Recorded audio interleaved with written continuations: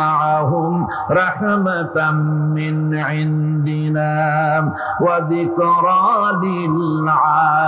للعابدين।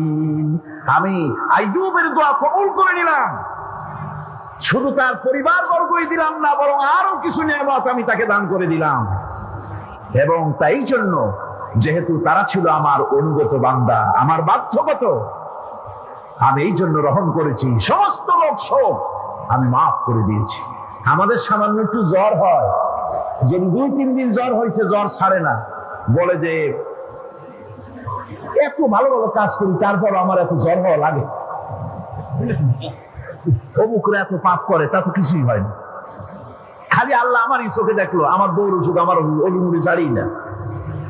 ভাইরা, আপনি ঠিক পান না যে কি গুনাহ আপনি করেন। কোরআনে কারীম বলছি, ওয়ামা আসাবাকুম মিন মুসিবাতিন ফাবিমা কাসাবাত আইদিকুম ওয়া ইয়াফু আন কাসীর। যত বিপদ তোমাদের উপর আছে সব দুই হাতের কামাই করা। আর আমি তো অনেকগুলো ক্ষমা করে দেই। তোমরা যত পাপ করো, আকাম করো, সবগুলির শাস্তি যদি দুনিয়ায় দিতাম, সাহস করার সময় পেতে না। অসুখ হলেই অধৈর্য হয়ে যেও না, ধৈর্য ধরো। আল্লাহ পাক বলেন, শুধু আইয়ুব নয়, ওয়া ইসমাঈল ওয়া ইদরিস ওয়া যাল কিফলি কুল্লুম মিনাস সাবিরিন। এইভাবে করে ইসমাঈল, ইদ্রিস, জুলকিফল সবাই ছিল ধৈর্যশীল। জোরে বলেন সুবহানাল্লাহ। ধৈর্যের চরম পরাকাষ্ঠা ছিলেন তিনি। কোরআনে কারীম নবীদের এই কথাগুলি আমাদের শোনাচ্ছেন। হযরত ইয়াকুব আলাইহিস সালাম কলিজার টুকরা সন্তান হযরত ইউসুফ আলাইহিস সালামের জন্য তার মনটা পাগল ছিল। এত সুন্দর করে আল্লাহ তারে বানাইছিলেন, এত তিনি ছিলেন সৌন্দর্যের পিরামিড, যারা দেখলে চোখ ফিরানো যায় না। এমন সুন্দর সুপুরুষ, যারা দেখি সেই যুগের সুন্দরী যুবতী মেয়েরা রূপের মোহে পড়ে নিজেদের আঙ্গুলগুলি কেটে ফেলে দিয়েছিল। রূপের মোহে এমন অবশ হয়ে গেছে, আঙ্গুল কেটেছে, হাত কেটেছে, টের পায় নাই। আবার ভুল বুঝবেন না, দুনিয়ার সেরা সুন্দর পুরুষ ইউসুফ আলাইহিস সালাম, তা কিন্তু রাসূলের চাইতে বেশি নয়। হযরত উম্মুল মুমিনিন আয়েশা রাদিয়াল্লাহু তাআলা আনহা তিনি বলেছেন, যেই সব সুন্দরী রমণীরা ইউসুফ আলাইহিস সালামকে দেখে রূপের মোহে পড়ে নিজেদের আঙ্গুলগুলো কেটে ফেলেছিল, ওরা যদি আমার হাবিবকে দেখতো, ওরা যদি আল্লাহ রাসূলকে দেখতো, তাহলে হাত কাটতে কাটতে কোন ফাঁকে যে কলিজা কেটে ফেলে দিত, ওরা টের পেত না। আমার বন্ধুগণ, হযরত আইয়ুব আলাইহিস সালাম সন্তানের মায়া, অন্যান্য ভাইরা হিংসায় পড়ে গেল, তারা নিয়ে তাকে কুয়ায় ফেলে দিল। সেখান থেকে তারা একটা ছাগল বা কোনো পশু জবাহ করে তার রক্ত মাখাইয়া জামায়ানে হাজির করে দিল। হযরত ইয়াকুব আলাইহিস সালামের সামনে যে তারে নিয়ে খেলা করতে গিয়েছিলাম, আমরা খেলায় লিপ্ত ছিলাম, বাঘে খাইয়া ফেলাইছে। এগুলি কি গল্প? এগুলি কি কোরআন? আল্লাহ পাক শোনাচ্ছেন, বিশ্ববাসীকে শোনাইছেন। সূরা ইউসুফের চাইতে এত সুন্দর উপাখ্যান গোটা পৃথিবীতে আর নাই। সুবহানাল্লাহ। অনেকে ইউসুফ জুলাইখার কেসা খুব মজা করে পড়ে, ফুর্তি করে, প্রেমের গল্প পড়ে। এটা কোনো প্রেমের গল্প নয়। ইউসুফ আলাইহিস সালাম, জুলাইখা ইউসুফ আলাইহিস সালামের জন্য কাঁদতে কাঁদতে চোখ কানা হয়ে গেছে। এরপর ইউসুফ আলাইহিস সালাম জুলাইখারে পাওয়ার জন্য পাগল হয়ে গেছে। নাউযুবিল্লাহ, এটা হয়নি কখনো। তিনি আল্লাহর পয়গম্বর, আর আল্লাহ কেমনি তারে বাঁচিয়েছেন। যখন জুলাইখা ঘরের ভিতরে সুন্দর করে যৌন উন্মাদনামূলক চিত্র অঙ্কিত করে ঘরের মধ্যে আটকায় দিয়েছে, তালা লাগায় দিয়েছে, আর নিজে যৌন দীপক কাপড় চোপড় পরেছে না পরার মতোই। সে যুগের সুন্দরী মেয়ে জুলাইখা, তার কুপ্রবৃত্তিকে চরিতার্থ করার জন্য আহ্বান করা হয়েছে। হযরত ইউসুফ আলাইহিস সালাম লক্ষ্য করে দেখলেন এমন জায়গা, এখান থেকে পালাবার তো পথ নাই, দরজা বন্ধ করে দিয়েছেন। তিনি শুধু তখন কেবলমাত্র আল্লাহ রব্বুল আলামিনকে ভয় করলেন। আল্লাহকে ভয় করে আল্লাহর নাম নিয়ে যখন তালাবদ্ধ দরজার দিকে দৌড় দিয়েছেন, আল্লাহ রব্বুল আলামিন আপন কুদরতে তালাগুলি খুলে দরজা তার জন্য উন্মুক্ত করে দিলেন। ইউসুফ আলাইহিস সালামকে থালায় দিয়ে এভাবে করে কাপড় এনে দিল তার সামনে, রক্তমাখা কাপড়। হযরত ইয়াকুব আলাইহিস সালাম সন্তানদের মুখে কাহিনী শুনে তিনি কি বললেন? কোরআনে কারীম তা কোট করেছে। তিনি চিক দিলেন না, ফাল দিলেন না, ফিট হয়ে পড়লেন না। তিনি বললেন, কলিজার টুকরা সন্তান তার মরার খবর শুনেছেন। তিনি বললেন কি? ফাসাবরুন জামিলুন ওয়াল্লাহুল মুস্তাআনু আলা মা তাসিফুন। আমি উত্তম সবর অবলম্বন করব। তোমরা যে কাহিনী রচনা করেছো এর বেলায় আমি আল্লাহর কাছে সাহায্য চাই। আমি উত্তম সবর অবলম্বন করব। আমার ভাইরা, 11 ভাই মনে করেছিল ইউসুফ আলাইহিস সালামকে মরণ কুয়ায় ফেলাই দিছি। তারা তো ঠিক পায় নাই এটা মরণ কুয়া না, এটা হচ্ছে একটা সুড়ঙ্গ, যাকে ইংরেজিতে বলে টানেল। এটা এমন একটা সুড়ঙ্গ, ওরা মনে করেছে মরণ কুয়া, কিন্তু আল্লাহ রাব্বুল আলামিন এই কুয়াতে এমন বানালেন, ওরা একদিকে ফেলাই দিল মরণ কুয়ায়, এই কুয়ার আর এক মুখ দিয়া আল্লাহ রাব্বুল আলামিন ইউসুফ আলাইহিস সালামকে নিয়ে মিশরের সিংহাসনে বসায়া দিলেন। এটা মরণ কুয়া নয়, এটা রাজ সিংহাসনে বসার সুড়ঙ্গ পথ। ইউসুফ আলাইহিস সালাম আজ প্রেসিডেন্ট, সুবহানাল্লাহ, প্রেসিডেন্ট হয়ে বসে আছেন। ওদিকে কেনানে অভাব লেগে গেছে, সেখানকার মানুষেরা সাহায্য নিতে এসেছে। ওই 11 ভাইও আসছে। হযরত ইউসুফ আলাইহিস সালাম দেখেই চিনে ফেলেছে, ওরা কিন্তু তখনও ঠিক পায় নাই। হযরত ইউসুফ আলাইহিস সালাম চিনে ফেলেছেন। এখন কি করা উচিত?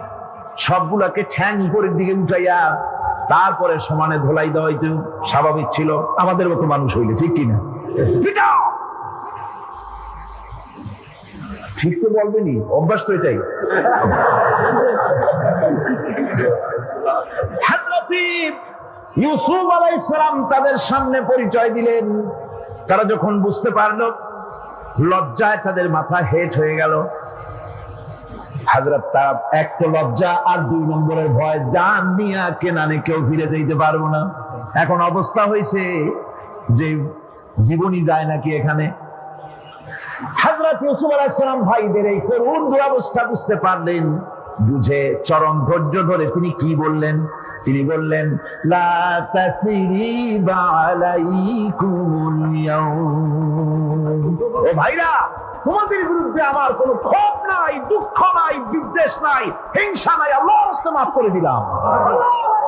সুবহানাল্লাহ। এর নাম পয়গম্বর। এর নাম কি? পয়গম্বর। কিসের লেনিন, কিসের মার্কস? জনেরা ভুল পথে মানুষ চলেছিল, আলহামদুলিল্লাহ আল্লাহ এগুলারে ডাস্টবিনে ফেলাই দিচ্ছে। কারণ আলহামদুলিল্লাহ, আলহামদুলিল্লাহ। পয়গম্বর কারে বলে? কারে বলে পয়গম্বর? কি চরিত্র! রাসূল করিম সাল্লাল্লাহু আলাইহি ওয়াসাল্লাম তাকে একজন সাহাবী বলছিলেন, হুজুর বলছেন এই কামটা করলা না কেন?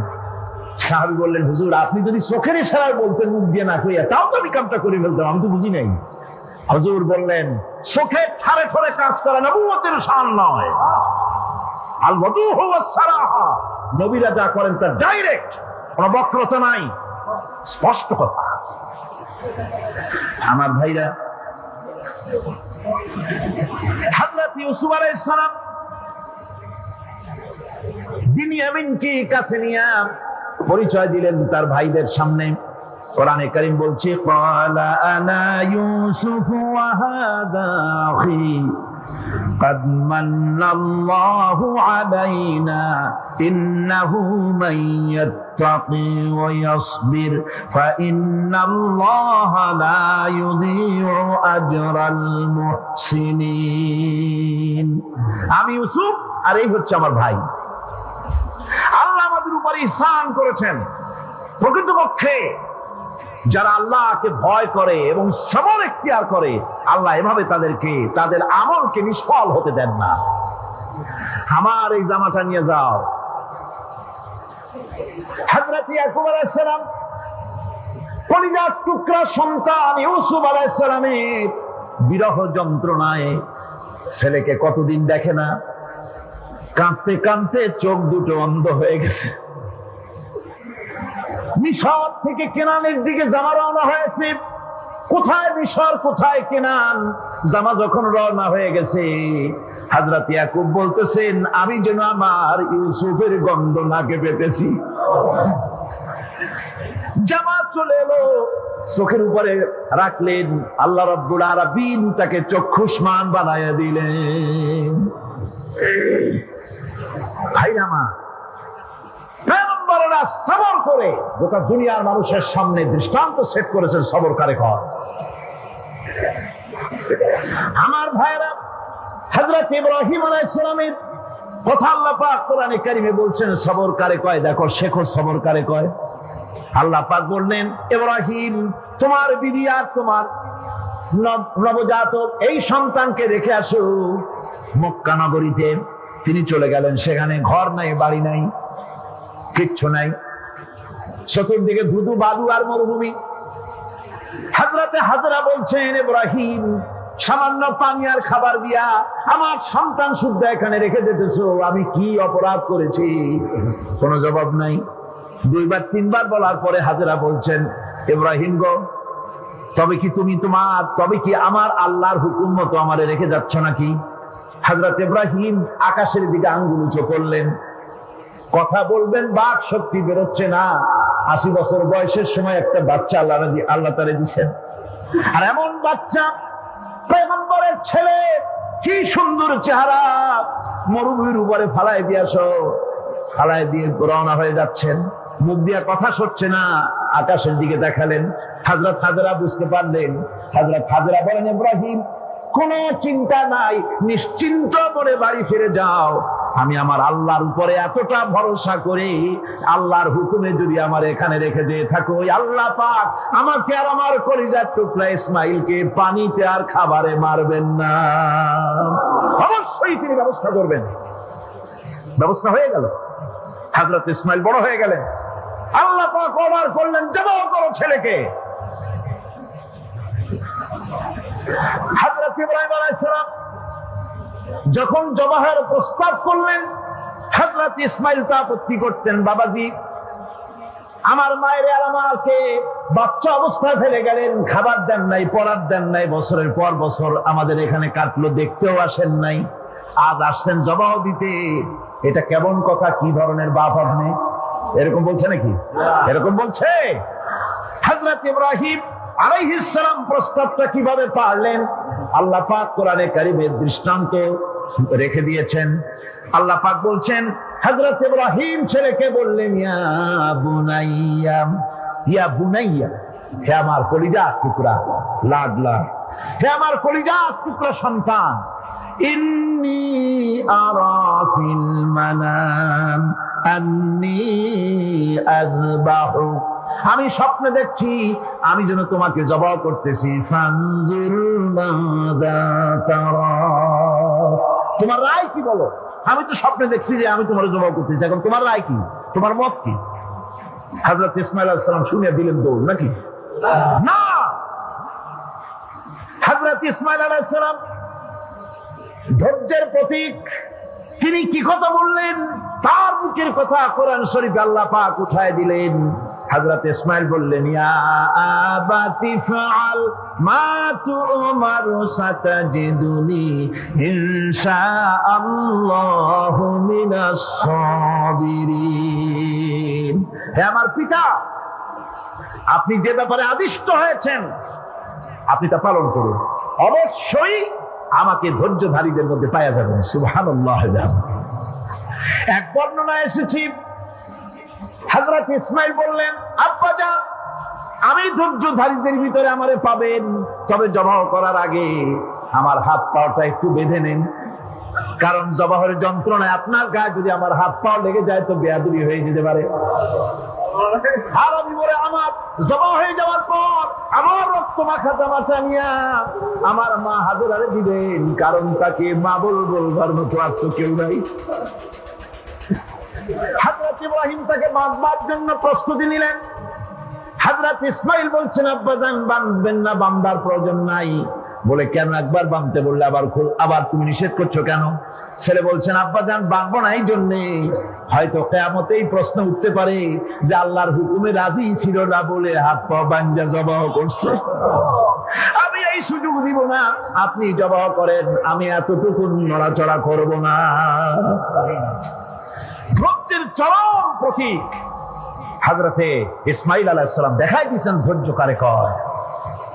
আমার বন্ধুগণ, এই পৃথিবীর সবচাইতে ধৈর্যের বড় প্রতীক হতেছেন ইমামুল মুরসালিন, আশরাফুল আম্বিয়া, সাইয়্যিদুল মুরসালিন জনাবে মুহাম্মাদুর রাসূলুল্লাহ সাল্লাল্লাহু আলাইহি ওয়াসাল্লাম। আমার বন্ধুগণ, সবচাইতে বড় ধৈর্যের প্রতীক তিনি। কাউকে একটা গালি দেন নাই জীবনে, কাউকে ঠাট্টা করেন নাই, কাউকে মারেন নাই, কারো মনে দুঃখ দেন নাই। তিনি দুঃখ পেয়েছেন, তিনি কাউকে দুঃখ দেন নাই। তিনি কষ্ট পেয়েছেন, কাউকে কষ্ট দেন নাই। আমার ভাইয়েরা, তায়েফের ময়দান, আমার নিজের চোখে তায়েফে যেদিন আমি তায়েফ দেখলাম, আমি তায়েফে ঢুকেছি, জীবনে কোনোদিন যাই নাই। রমজান মুবারকে আমি সেখানে গেলাম, আমাকে বসার জন্য তারা নিয়ে যাবে। আমি বললাম আগে বসবো না, আমারে আগে নিয়ে যাও, আমার নবীকে কোন জায়গায় ওরা মেরেছিল সে জায়গাটা দেখাও। তায়েফের সেই গলিতে যখন আমি গিয়েছি, দুই দিকে পাহাড় দাঁড়ানো, তায়েফের লোক আমার সাথে ছিল, তারা বলল এই জায়গাটা প্রথম যেখানে চতুর্দিক থেকে নবীজিকে পাথর মারছিল আর আল্লাহর নবী বেহুশ হয়ে পড়ে গিয়েছিলেন। 3টা দিন না খাওয়া, হযরতে খাদিজা নাই, আবু তালিব নাই, মক্কায় জায়গা নাই পা রাখার। নবীজি 3টা দিন ঘুরলেন। নেতারা বলল তুমি যদি নবী হবে তো এতিম হলে কেন? আল্লাহ নবী বানাবার জন্য কি একটা ধনী মানুষ পায় না? তোমার মতো এতিম আর গরিবের নবী বানাইলো কেন? আল্লাহ নবী 3 দিন পর যখন দেখলেন কেউ দাওয়াত শোনে না, কেউ মানে না, কেউ গ্রহণ করে না, তখন তিনি নেতাদের অনুরোধ করলেন ঠিক আছে দাওয়াত তো করে কার মুখে পৌঁছাবো? লা ইলাহা ইল্লাল্লাহু মুহাম্মাদুর রাসূলুল্লাহ। আমার ভাইরা, হযরত সাল্লাল্লাহু আলাইহি ওয়াসাল্লাম উঠে বসলেন। এমন সময় হযরতে যায়েদ শরীরের রক্তগুলি মুছে দিতেছেন। হযরত সাল্লাল্লাহু আলাইহি ওয়াসাল্লাম বসে 2খানা হাত উত্তোলন করলেন। নবীজির চোখ থেকে পানি গড়ায় পড়তেছে। আরে কেউ নাই, আল্লাহ ছাড়া কেউ নাই সাহায্য করার। নবীজি হাত তুলে মোনাজাত করতেছেন, চোখ দিয়া পানি পড়ে দাড়ি ভিজে পড়তেছে, গায়ে দিয়া রক্ত ঝরতেছে। নবীজি কি দোয়াটা করলেন? বদদোয়া করলেন না, গজব দিতে বললেন না। নবীজি দোয়া করলেন রব্বুল আলামিন, এই তায়েফের লোকেরা আজকে আমার সাথে যে ব্যবহারটা করেছে, ওরা বোঝে নাই যে আমি তোমার নবী, ওরা বোঝে নাই যে আমি তোমার রাসূল। না বুঝে আমার উপরে যে অত্যাচারটা করলো, আল্লাহ তুমি এই জন্য রাগ করে এই তায়েফে তুমি গজব দিও না। আল্লাহ পাক পরবর্তী সময় হুজুরকে স্মরণ করাই দিলেন, ওয়া মা আরসালনাকা ইল্লা রাহমাতাল লিল আলামিন। ও নবী, আপনি হচ্ছেন আমার সমস্ত সৃষ্টি জগতের জন্য, আপনি আমার রহমত, আমার গোটা বিশ্বের জন্য আপনার, আমার সৃষ্টি জগতের জন্য আপনি আমার করুণা। একটা লোক রাসূলের এই কষ্ট দেখে বাগান থেকে 1 গ্লাস আঙ্গুরের শরবত এনে হাজির করেছে। এত কষ্টের পর 3 দিনের না খাওয়া আঙ্গুরের একটা শরবত পাইয়া হুজুর খুব খুশি হলেন। শরবত গ্লাস পান করে হুজুর বলছেন, তোমার নাম না আফতাস? তিনি বলছেন, হ্যাঁ হুজুর আমার নাম আফতাস। তোমার বাড়ি না ইউনূস আলাইহিস সালামের গ্রামে? বলে হ্যাঁ আমার বাড়ি সেই গ্রামে। তা আপনি কি করে জানলেন আমার নাম আফতাস আর আমার বাড়ি ইউনূস আলাইহিস সালামের গ্রামে? আপনি জানলেন কি করে? হুজুর বললেন, আমি নবী, হযরত ইউনূস নবী, একজন নবীর খবর আর একজন নবীর কাছে থাকে। রাসূল করিম সাল্লাল্লাহু আলাইহি ওয়াসাল্লাম সবর ইখতিয়ার করেছিলেন, ধৈর্য অবলম্বন করেছিলেন, আর আল্লাহ পাক তাকে নির্দেশ করেছেন সবর করো। ওয়াত্তাবি' মা ইউহা ইলাইকা ওয়াসবির হাত্তা ইয়াহকুমাল্লাহ। তুমি কেবল সেই জিনিসের অনুসরণ করো যা আমি তোমার প্রতি অবতীর্ণ করেছি। আমি আপনার উপরে যেটা অবতীর্ণ করেছি ওটা অনুসরণ করুন, আর সবর ইখতিয়ার করুন যতক্ষণ না আল্লাহর পক্ষ থেকে চূড়ান্ত ফয়সালা না আসে। ধৈর্য ধরুন, ধৈর্য ধরুন। আমার ভাইরা, কাফেরদের নির্যাতনের মোকাবেলায় আল্লাহ পাক তার হাবিবকে সান্ত্বনা দিয়েছেন। যখন কাফেররা নির্যাতন করতেছে, হারে হযরতে বেলাল নির্যাতিত, হযরতে সুমাইয়া নির্যাতিতা, হযরতে খাব্বাব, হযরতে খুবাইব, হযরতে আম্মার রিদওয়ানুল্লাহি তাআলা আলাইহিম আজমাইন, এত মার হতেছে। হযরতে ওমর হযরতে খাব্বাব রাদিয়াল্লাহু তাআলা আনহুকে খোলা গায়ে দেখে বলছিলেন, খাব্বাব রে, তোমার পিঠে এত গর্ত কেন? এত গর্তওয়ালা পিঠ তো আমি মানুষের দেখি নাই, এত চিকুন কোমরওয়ালা মানুষও তো দেখি নাই। তিনি বলেছেন, ওমর তুমি কি ভুলে গেছো?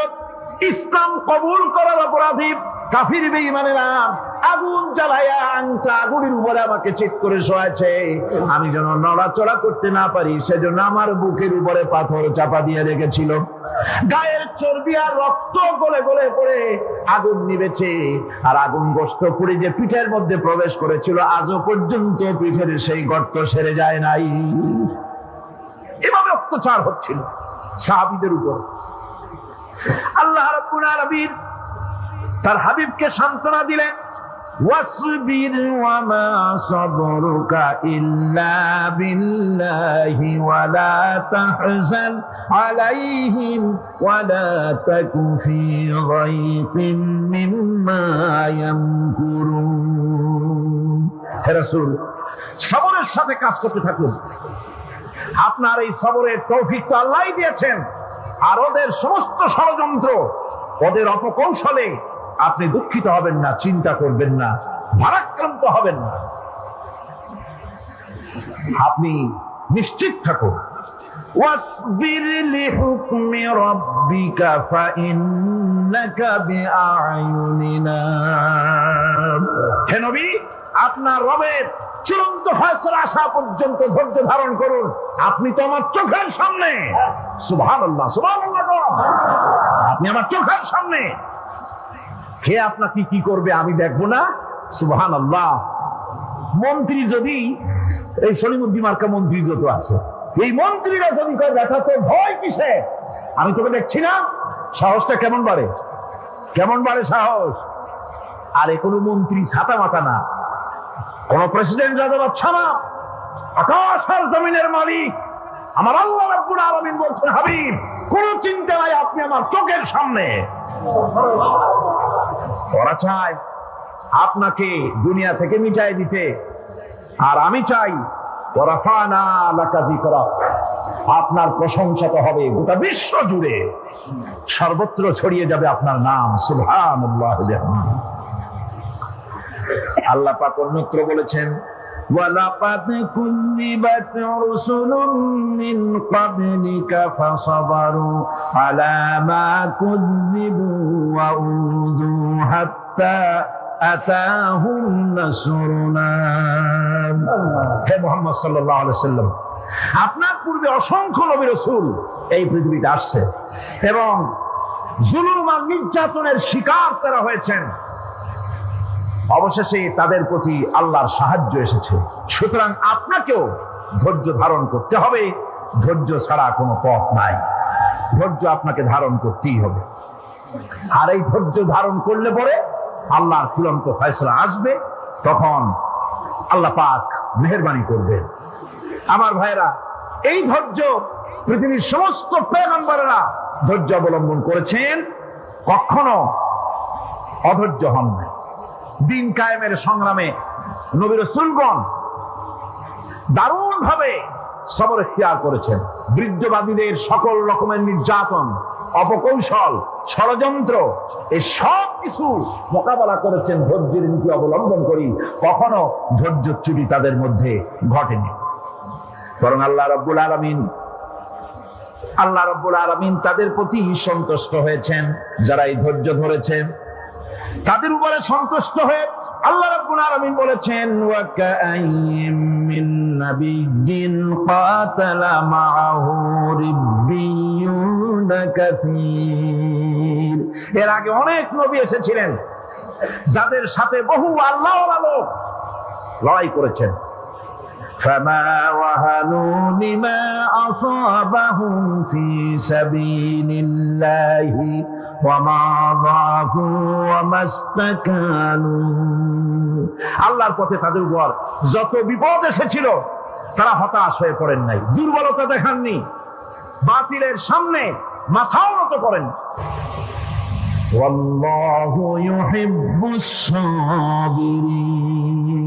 আর আল্লাহ পাক ধৈর্যশীল যারা তাদেরকে আল্লাহ পাক ভালোবাসেন। আমার ভাইরা, ধৈর্যের পরিচয় রাসূল করিম সাল্লাল্লাহু আলাইহি ওয়াসাল্লাম উহুদের ময়দানে যখন আক্রান্ত হয়ে গেলেন, চতুর্দিকে কাফেররা ঘিরে ধরেছে, বাঁচার কোনো পথ নাই। সাহাবায়ে কেরাম রাসূলকে পাহারা দিলেন। যারা রাসূলকে পাহারা দিতে দাঁড়ায়ছেন, জীবন দিয়া পাহারা দিতে দাঁড়ায় গেছে, রাসূলের দিকে মুখ দিয়া, পিঠটা বাইরের দিকে দিয়ে রাসূলকে পাহারা দেওয়া শুরু করেছেন। হুজুরকে পাহারা দিতে যারা দাঁড়িয়েছিলেন, কাফের কর্তৃক নিক্ষিপ্ত কি তীরগুলি এসে যখন বিঁধতেছিল, শুধু একজন সাহাবী হযরত তালহার পিঠের ভিতরে রাসূলকে হেফাজতের জন্য 80টা তীর একজনের পিঠের মধ্যে গিয়ে গেছে।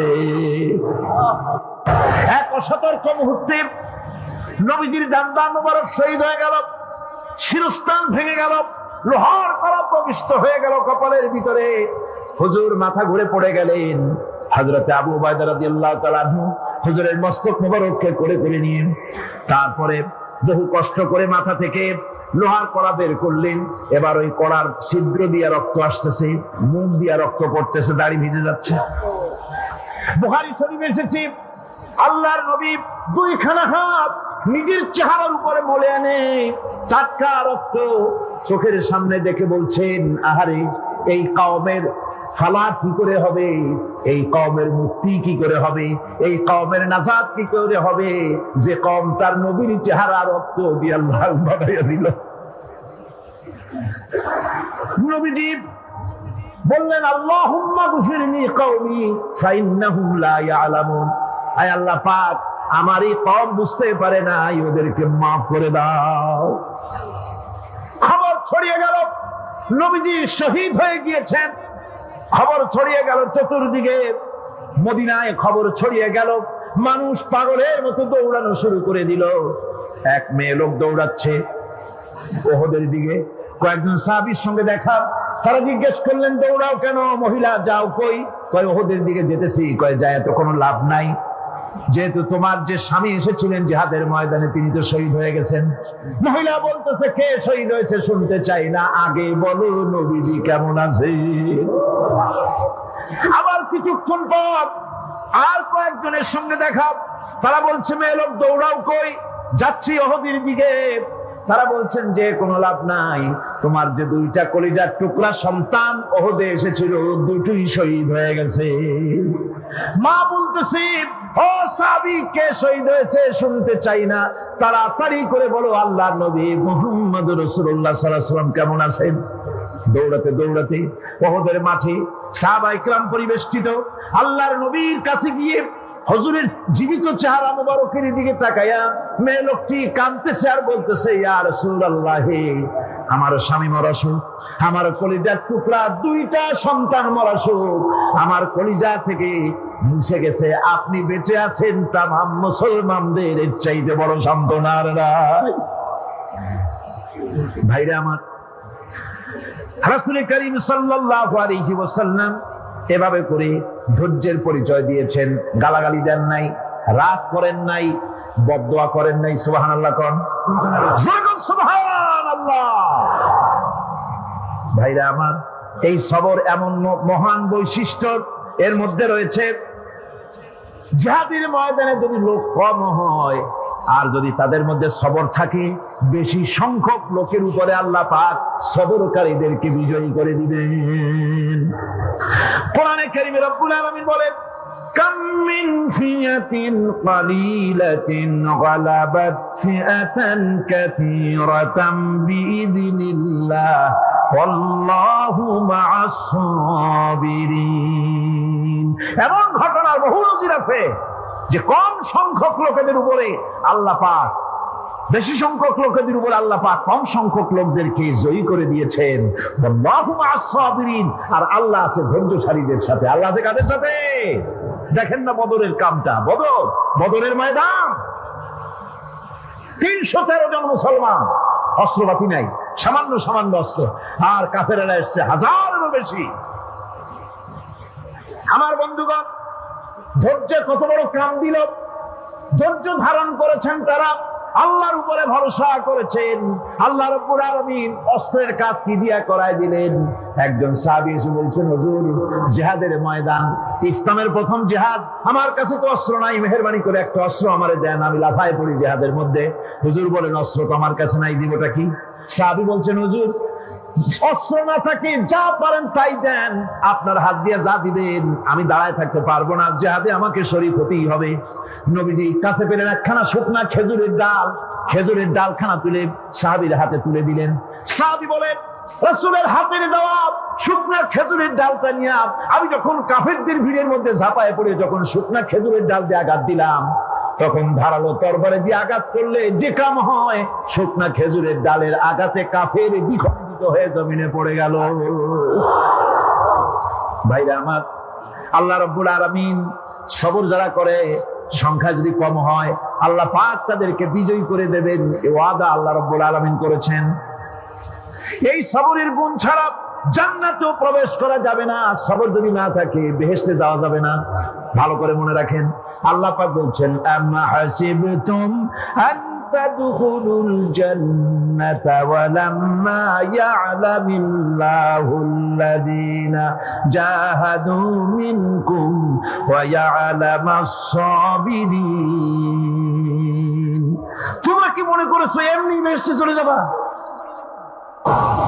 এটা কি মামু বাড়ির আবদার নাকি? এমনি বেহেশতে চলে যাবা?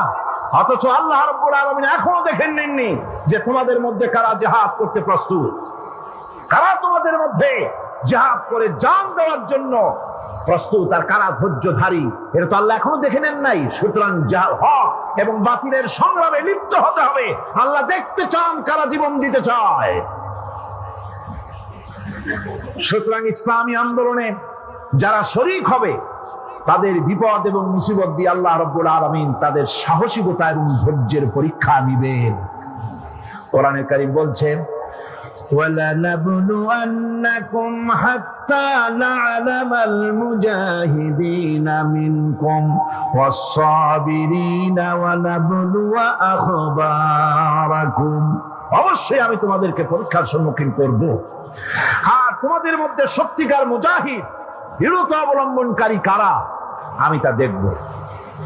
এটা যেন আমি দেখে নিতে পারি, সেই জন্য আমি বিপদ এবং মুসিবতের মধ্যে তোমাদের ফেলবো। ধৈর্যধারীদের উপরে আমার রহমত অবশ্যই থাকবে। সবর এমন এক সম্পদ যা ধারণ করলে পরে আল্লাহ রাব্বুল আলামিন রাষ্ট্রীয় ক্ষমতা দান করে দেন। কোন সুবহানাল্লাহ, জোরে কোন সুবহানাল্লাহ। ধৈর্য ধারণ করলে আল্লাহ রাষ্ট্রের মতো বিরাট নিয়ামত আল্লাহ হাতে তুলে দিবেন। তার প্রমাণ কোরআন শরীফে আল্লাহ বলছেন, বনি ইসরাইলরা মিশর থেকে যখন বহিষ্কার হয়ে গেল, তাদের যখন পা রাখার কোনো জায়গা থাকলো না, বনি ইসরাইলরা মিশর থেকে যখন বহিষ্কার হয়ে গেল, এরপরে আল্লাহ পাক তারা যখন ধৈর্য অবলম্বন করলো, আল্লাহ পাক তাদের ব্যাপারে বলছেন, ওয়া আওরাসনাল কওমাল্লাযীনা কানু ইসতাদআফুনা মাশারিকাল আরদি ওয়া মাগারিবাহা আল্লাতী বারাকনা ফিহা। আর তাদের স্থলে আমি নির্যাতিত লোকদেরকে প্রতিষ্ঠিত করলাম।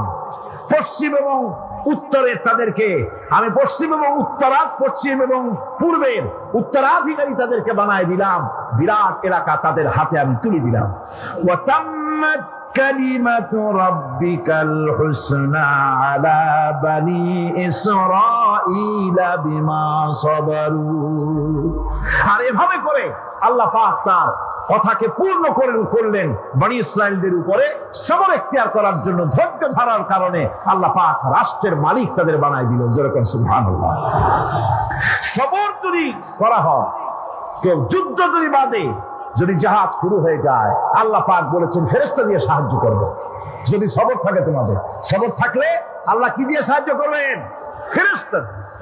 কোরআনে কারীম বলছি, বালা ইন তাসবিরু ওয়া তাত্তাকু ওয়া ইয়াতুকুম মিন ফাওরিহিম হাদা ইউমদিদুকুম রাব্বুকুম বিখামসাতি আলাফিন মিনাল মালাইকাতি মুসাওমিমিন। হ্যাঁ, তোমরা যদি ধৈর্য অবলম্বন করো আর আল্লাহকে ভয় করে চলো, তাহলে এক্ষুনি আল্লাহ রাব্বুল আলামিন তোমাদের জন্য কাতারে কাতারে শৃঙ্খলাবদ্ধ ৫,০০০ ফেরেশতা দিয়ে তোমাদেরকে সাহায্য করবেন। সুবহানাল্লাহ। তোমাদেরকে ফেরেশতা দিয়ে সাহায্য করা হবে। তোমরা যদি সবর এখতিয়ার করো, তাহলে সংখ্যা যদি কম হয়, বেশি সংখ্যার উপরে জয়ী করে দেব। ইয়াকুম মিনকুম ২০ সাবিরুনা ইয়াগলিবু মিআতাইন। যদি তোমাদের ভিতরে ধৈর্যশীল ২০ জন হয়, আমি ২০০ কাফেরের বিরুদ্ধে তোমাদেরকে জয়ী করে দেব। সুবহানাল্লাহ। তোমরা যদি হও ধৈর্যশীল ২০০ জন, ২০০ কাফেরের উপরে তোমরা জয়যুক্ত হয়ে যাবে। একটা মৃত্যুকূপ, এত বড় বিরাট ব্ল্যাক হোল মহাশূন্যে আছে। বিজ্ঞানীরা হয়রান হয়ে গেছে, তার এত বড় শক্তি। সে শুধু তারা খায় না, কোন তারকা ঘুরতে ঘুরতে যদি তার কাছে এসে যায়, তারাকে খেয়ে ফেলে। কোন আলো যদি কাছে আসে, আলো শুষে নিতে নিতে আলো যার থেকে এসেছে সেটাকেও শেষ করে ফেলে। এ ধরনের একটা দারুণ আকর্ষণী শক্তি তার মধ্যে আল্লাহ সৃষ্টি করেছেন। একটা ব্ল্যাক হোল আছে মহাশূন্যের ভিতরে। সূর্য, চন্দ্র, গ্রহ, নক্ষত্র, যে সূর্য পৃথিবীর চাইতে 13 লক্ষ গুণ বড়, এমন 2 কোটি সূর্য খাইয়া হজম করতে পারে এত বড় ব্ল্যাক হোল আল্লাহ তৈরি করে রেখেছেন মহাশূন্যের উপরে। রয়েছে মিল্কি ওয়ে, রয়েছে গ্যালাক্সি, অন্তত 10,000 কোটি 10 সহস্র কোটি তারকা দিয়ে সমৃদ্ধ গ্যালাক্সি মিল্কি ওয়ে, যেটা অন্ধকার রাত্রে, তারকা সজ্জিত রাতে উত্তর দক্ষিণ দিকে টানা একটা পথের মতো দেখা যায়। এটা হচ্ছে গ্যালাক্সি, এটাকে বলা হয় মিল্কি ওয়ে। এটা হচ্ছে ছায়াপথ। অসংখ্য তারকা এর মধ্যে রয়েছে। কত বড় বড় তারকা, অনেক দূরে। তাই আমরা দেখি বিন্দু বিন্দু, আসলে কি বিন্দু না। কত বড় জানেন? বিজ্ঞানীরা বলেছেন দৈত্যের মতো বিরাট বিরাট তারকা আছে, যে সূর্য পৃথিবীর চাইতে 13 লক্ষ গুণ বড়। এরকমের সূর্য অন্তত 3 কোটি সূর্য খাইয়া হজম করতে পারে। এরকম অসংখ্য তারকা মিল্কি ওয়ের ভিতরে আল্লাহ সৃষ্টি করেছেন। সুবহানাল্লাহ বিহামদিহি। সম্মানিত ওলামায়ে কেরাম, উপস্থিত প্রিয় ভাই সব, আসসালামু আলাইকুম ওয়া রাহমাতুল্লাহি তাআলা ওয়া বারাকাতুহু। পর্দার আড়ালে যেসব মা বোনেরা আছেন তাদেরকেও সালাম জানাচ্ছি। হ্যাঁ, বললাম আল্লাহ তাআলার মেহেরবানি যে আল্লাহ তাআলা আমাদেরকে পরীক্ষা করছেন। আর বৃষ্টি খুবই দরকার। কি বলেন? বৃষ্টি দরকার না? বৃষ্টি আল্লাহর নিয়ামত। বৃষ্টি আল্লাহর কি নিয়ামত। এখন বাংলাদেশে মাহফিল প্রত্যেক দিন কোনো না কোনো জায়গায় হয়। সবাই যদি দোয়া করতে থাকে যে আল্লাহ আমাদের মাহফিলের জন্য বৃষ্টি না হয়, আর সকলের দোয়া যদি আল্লাহ কবুল করেন, তাহলে ওয়াজ খাইয়া তো আর পেট ভরবেন। জমিনে ফসল লাগবে, ধান লাগবে, গম লাগবে, ঠিক না ভাই? সেই জন্য বৃষ্টি আল্লাহর রহমত। আল্লাহ বৃষ্টি দিয়েছেন, বাতাস দিয়েছেন, তার জমিনকে তিনি ঠান্ডা করে দিয়েছেন। আর আপনারা ইমানের পরীক্ষায় মিয়া 100 মার্ক পেয়ে গেছেন। এই বৃষ্টির মধ্যে, ঝড়ের মধ্যে বসেছেন, সেটা পানি পানি কাদা কাদা হয়ে গেছে, তার মধ্যে বসে আছেন। যে আল্লাহ তাআলা কোরআন শোনার জন্য আমাদেরকে এখানে বসার তৌফিক দিলেন, সে আল্লাহ পাকের দরবারে শুকরগুজার হচ্ছি। সকলে পড়ছি আলহামদুলিল্লাহ। রব্বানা লাকাল হামদ। হামদান কাসীরান তাইয়িবান মুবারাকান ফীহি ইয়া রাব্বি লাকাল হামদু কামা ইয়ানবাগি লিজালালি ওয়াজহিকা ওয়া আযীমি সুলতানিকা। প্রিয় ভাই সব, আমরা কোরআন শুনতে এসেছি। আল্লাহ তাআলা কোরআন আমাদেরকে দিয়েছেন, আর এটি হচ্ছে গোটা পৃথিবীর বুকে আল্লাহ তাআলার দেওয়া মানুষের জন্য সর্বশেষ এবং সর্বশ্রেষ্ঠ হেদায়েতের কিতাব। এটি শুধু মুসলমানদের জন্য নয়, গোটা বিশ্ববাসীর জন্য। আমরা বলি আলহামদুলিল্লাহ। এটি নাজিল হওয়ার কারণ কি? আল্লাহ তাআলা বলছেন, আলিফ লাম রা কিতাবুন আনজালনাহু ইলাইকা লিতুখরিজান নাসা মিনাজ যুলুমাতি ইলান নূর। আল্লাহ তাআলা বলছেন, আমি হে নবী আপনার উপর একখানা কিতাব অবতীর্ণ করেছি। এই কিতাবখানা অবতীর্ণ করেছি এই জন্য যাতে করে অন্ধকারের ভেতর থেকে মানুষগুলিকে আপনি আলোর দিকে নিয়ে আসতে পারেন। আমরা বলি সুবহানাল্লাহ। আমাদের জামাত ইসলামী বাংলাদেশের ঢাকা মহানগরীর সেক্রেটারি জনাব রফিকুল ইসলাম খান একটি সুন্দর আয়াত তেলাওয়াত করেছিলেন। ওই একটি আয়াতের উপরে পল্টনে 3 দিন বক্তব্য রেখেছিলাম আমি। 3 দিন একটি আয়াতের উপরে। এই পৃথিবীতে যদি শান্তি চাই এবং আখিরাতে যদি মুক্তি চাই, তাহলে এই একটি আয়াতের ব্যাখ্যা আমাদের জন্য যথেষ্ট হয়ে যেতে পারে। আমরা বলি আলহামদুলিল্লাহ। এই কোরআন আল্লাহ তাআলা পৃথিবীর মানুষকে দিয়ে এটাকে হেফাজতের দায়িত্ব নিয়েছেন। আল্লাহ তাআলা বলেছেন, ইন্না নাহনু নাযালনা যিকরা ওয়া ইন্না লাহু লাহাফিজুন।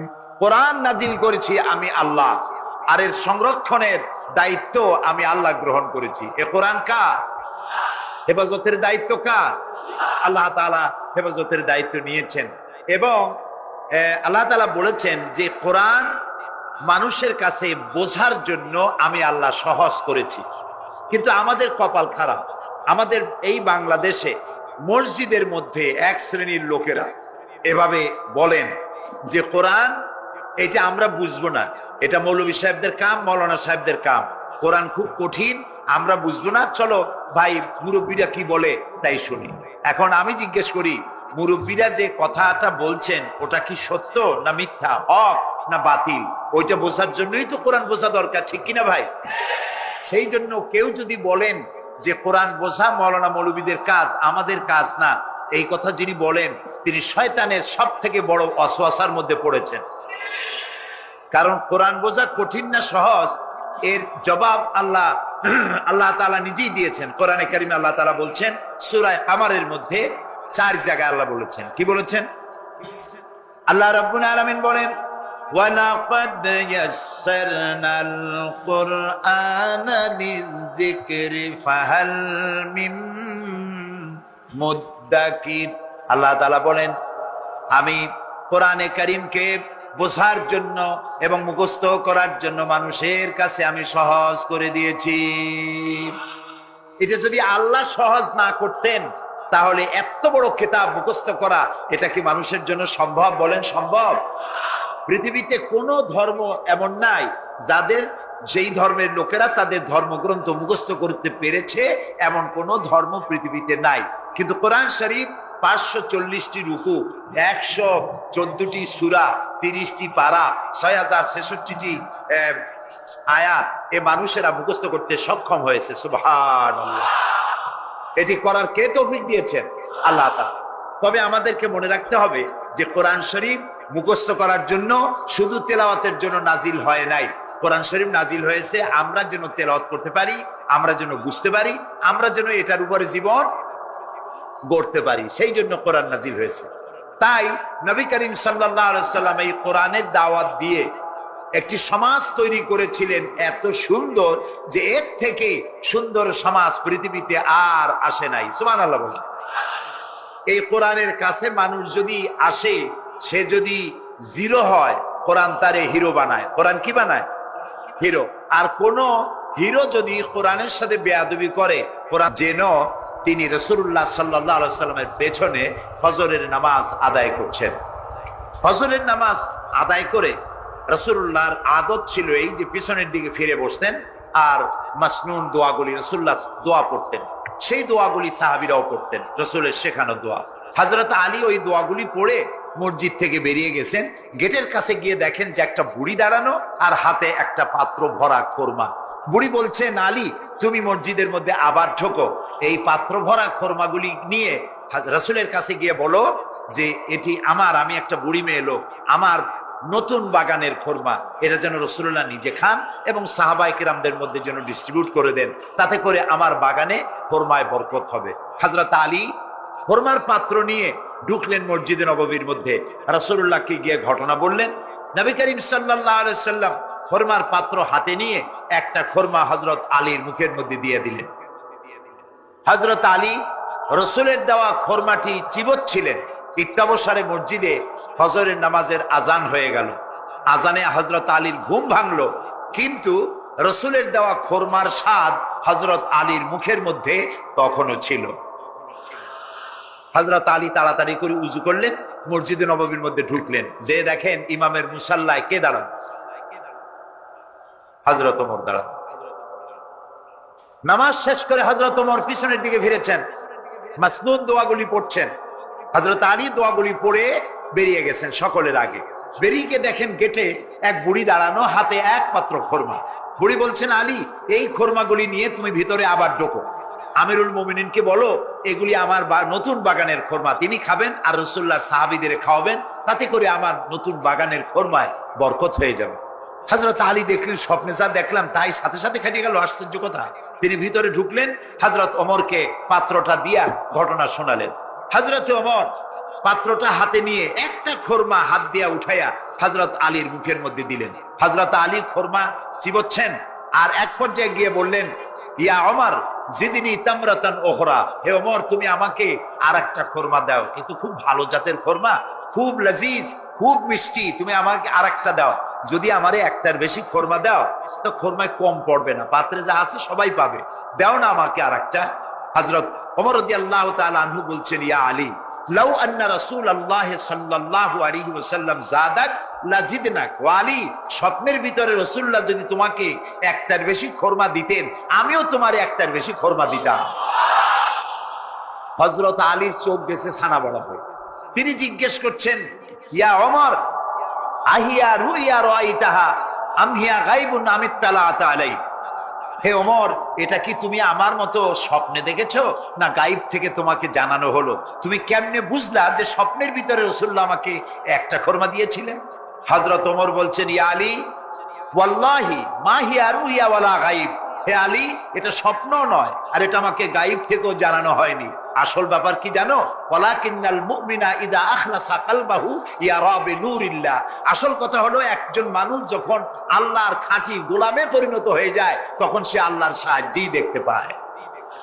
এখন দেখুন হযরত ওমর কোথায় ছিলেন আর আল্লাহ তাকে কোথায় এনে দিলেন। রাসূলুল্লাহ বলেছেন, লা নাবিয়্যা বা'দি ওয়ালা রাসূলা, আমার পরে নবীও হবে না, রাসূলও হবে না, কিন্তু আমার পরে যদি কেউ নবী হতেন আল্লাহ তাআলা ওমরকে নবী বানাই দিতেন। সুবহানাল্লাহি বিহামদিহি। এই হযরত ওমরকে অধপতনের অতল তলদেশ থেকে উঠাইয়া বিশ্বের দরবারে সর্বকালের জন্য পরিচিত করায় দিল যে জিনিস, তার নাম হচ্ছে এই কোরআন। নাম কি? কোরআন। আমরা যদি আমাদের ভাগ্যের পরিবর্তন চাই, আমরা কি ভাগ্যের পরিবর্তন চাই? বলেন চাই? ভাগ্যের যদি পরিবর্তন চাই তাহলে কোরআনের কারিমের কাছে আসতে হবে। কোরআনই পারে আমাদের ভাগ্যকে পরিবর্তন করে দিতে। নবী করিম সাল্লাল্লাহু আলাইহি সাল্লাম বলেছেন এটা হচ্ছে সেই কোরআন, এই কোরআন নিয়ে যখন আমি জেনেদের সামনে কোরআন তেলাওয়াত করেছি তখন জেনেরা একথা না বলে পারে নাই, ইন্না সামি'না কুরআনান আজাবা, আমরা একটা আশ্চর্য ধরনের কোরআন শুনেছি। আল্লাহর নবী বলেন জেনেরা আমার মুখে যখন তেলাওয়াত শুনল তারা বলল, ইন্না সামি'না কুরআনান আজাবা, আমরা এক আশ্চর্য ধরনের কোরআন শুনেছি। ইয়াহদি ইলার রুশদ ফাআমান্না বিহি, এমন কোরআন শুনলাম যে কোরআন আমাদেরকে সত্যের পথ দেখায়। আর কোরআন যখন শুনলাম আল্লাহ নবী বলেন জেনেরা ঈমান আনলো আর তারা পড়ে নিল লা ইলাহা ইল্লাল্লাহু মুহাম্মাদুর রাসূলুল্লাহ। সবাই পড়েন লা ইলাহা ইল্লাল্লাহ, লা ইলাহা, লা ইলাহা, লা ইলাহা ইল্লাল্লাহ, লা ইলাহা ইল্লাল্লাহ।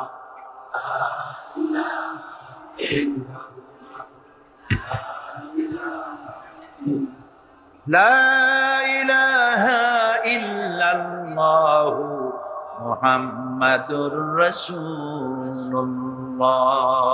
রাসূলুল্লাহ বললেন মান ক্বালা বিহি সাদাকা, এই কোরআন থেকে যে কথা বলে কেবলমাত্র সেই সত্য কথা বলে। সুবহানাল্লাহ। প্রিয় ভাই সব, আমাদের তো কপাল খারাপ। কারা কি বক্তৃতা করলো, সেই বক্তৃতায় কোরআন নাই, হাদিস নাই, যা কইলো তাই বিশ্বাস করে সেদিকে দৌড়াইলাম। কিন্তু আল্লাহ তাআলার নবী বলছেন কোরআনের রেফারেন্স দিয়ে যারা কথা বলে ওদের কথাই সত্য কথা। সুবহানাল্লাহ বলবেন না? কারণ আল্লাহ তাআলা বলছেন ওমান আসদাকু মিনাল্লাহি কিলা ওমান আসদাকু মিনাল্লাহি হাদিসা, আল্লাহর চাইতে সত্যবাদী আর কে হতে পারে? সুতরাং যারাই বক্তৃতার মধ্যে কোরআনের রেফারেন্স দিয়ে কথা বলে তারাই সত্য কথা বলে। বলেছেন মুহাম্মদ রাসূলুল্লাহ সাল্লাল্লাহু আলাইহি ওয়াসাল্লাম ওয়ামান আমিলা বিহি উজরা, আর কোরআন শরীফ পড়ে যে বুঝে আর আমল করে আল্লাহ তাদেরকে পুরস্কৃত করবেন ফিদ দুনিয়া ওয়াল আখিরা, দুনিয়াও পুরস্কার দেবেন, আখিরাতেও পুরস্কার দেবেন। দুনিয়া পুরস্কারটা কি দেবেন? আল্লাহ রাব্বুল আলামিন বলেন দুনিয়ার পুরস্কারটা শোনো, ফামান তাবিয়া হুদায়া ফালা খাউফুন আলাইহিম ওয়ালা হুম ইয়াহজানুন। যারা এই কোরআনকে মেনে চলবে, কোরআনের অনুসরণ যারা করবে, এর আইন কানুনকে মেনে যারা চলবে, ওদের জন্য কোনো ভয় নাই, ওদের জন্য কোনো চিন্তা নাই। এই ওয়াদা কার ওয়াদা? আল্লাহর ওয়াদা কখনো মিছা হয়? কোনদিন না। আল্লাহ কোনদিন ওয়াদা ভঙ্গ করেন? কখনো নয়। তিনি বলছেন কোরআন যদি মেনে চলো পৃথিবীতে শান্তি পাইবা। দুই রকমের, একটা হলো পৃথিবীতে তোমাদের কোনো চিন্তা থাকবে না, ভয় থাকবে না। চিন্তা থাকবে না কিসের? চিন্তা হয় মানুষের খাওয়া পড়া, শিক্ষা, চিকিৎসা, বাসস্থান, এগুলির চিন্তা হয়। কোরআনের শাসন যদি চালু হয়, ওই যে স্লোগান একটু আগে আপনারা শুনলেন, আল্লাহর আইন চাই আর কি চাই? মুখস্থ হয়েছেন এটা? বলেন না কি চাই? সৎলোকের শাসন চাই। এখন আল্লাহর আইন কোনটা? এই যে কোরআন।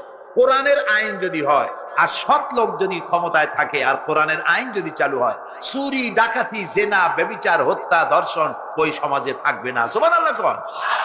এই যে আমাদেরকে আজ এই কোন দেশ আমাদেরকে সন্ত্রাসী বলে, আসলে ওরা হলো সন্ত্রাসের দাদা। আমরা তো সন্ত্রাসী না।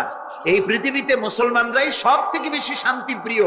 এর চাইতে শান্তিপ্রিয় জাতি পৃথিবীতে আর নাই। সুবহানাল্লাহ বলি, আলহামদুলিল্লাহ বলি।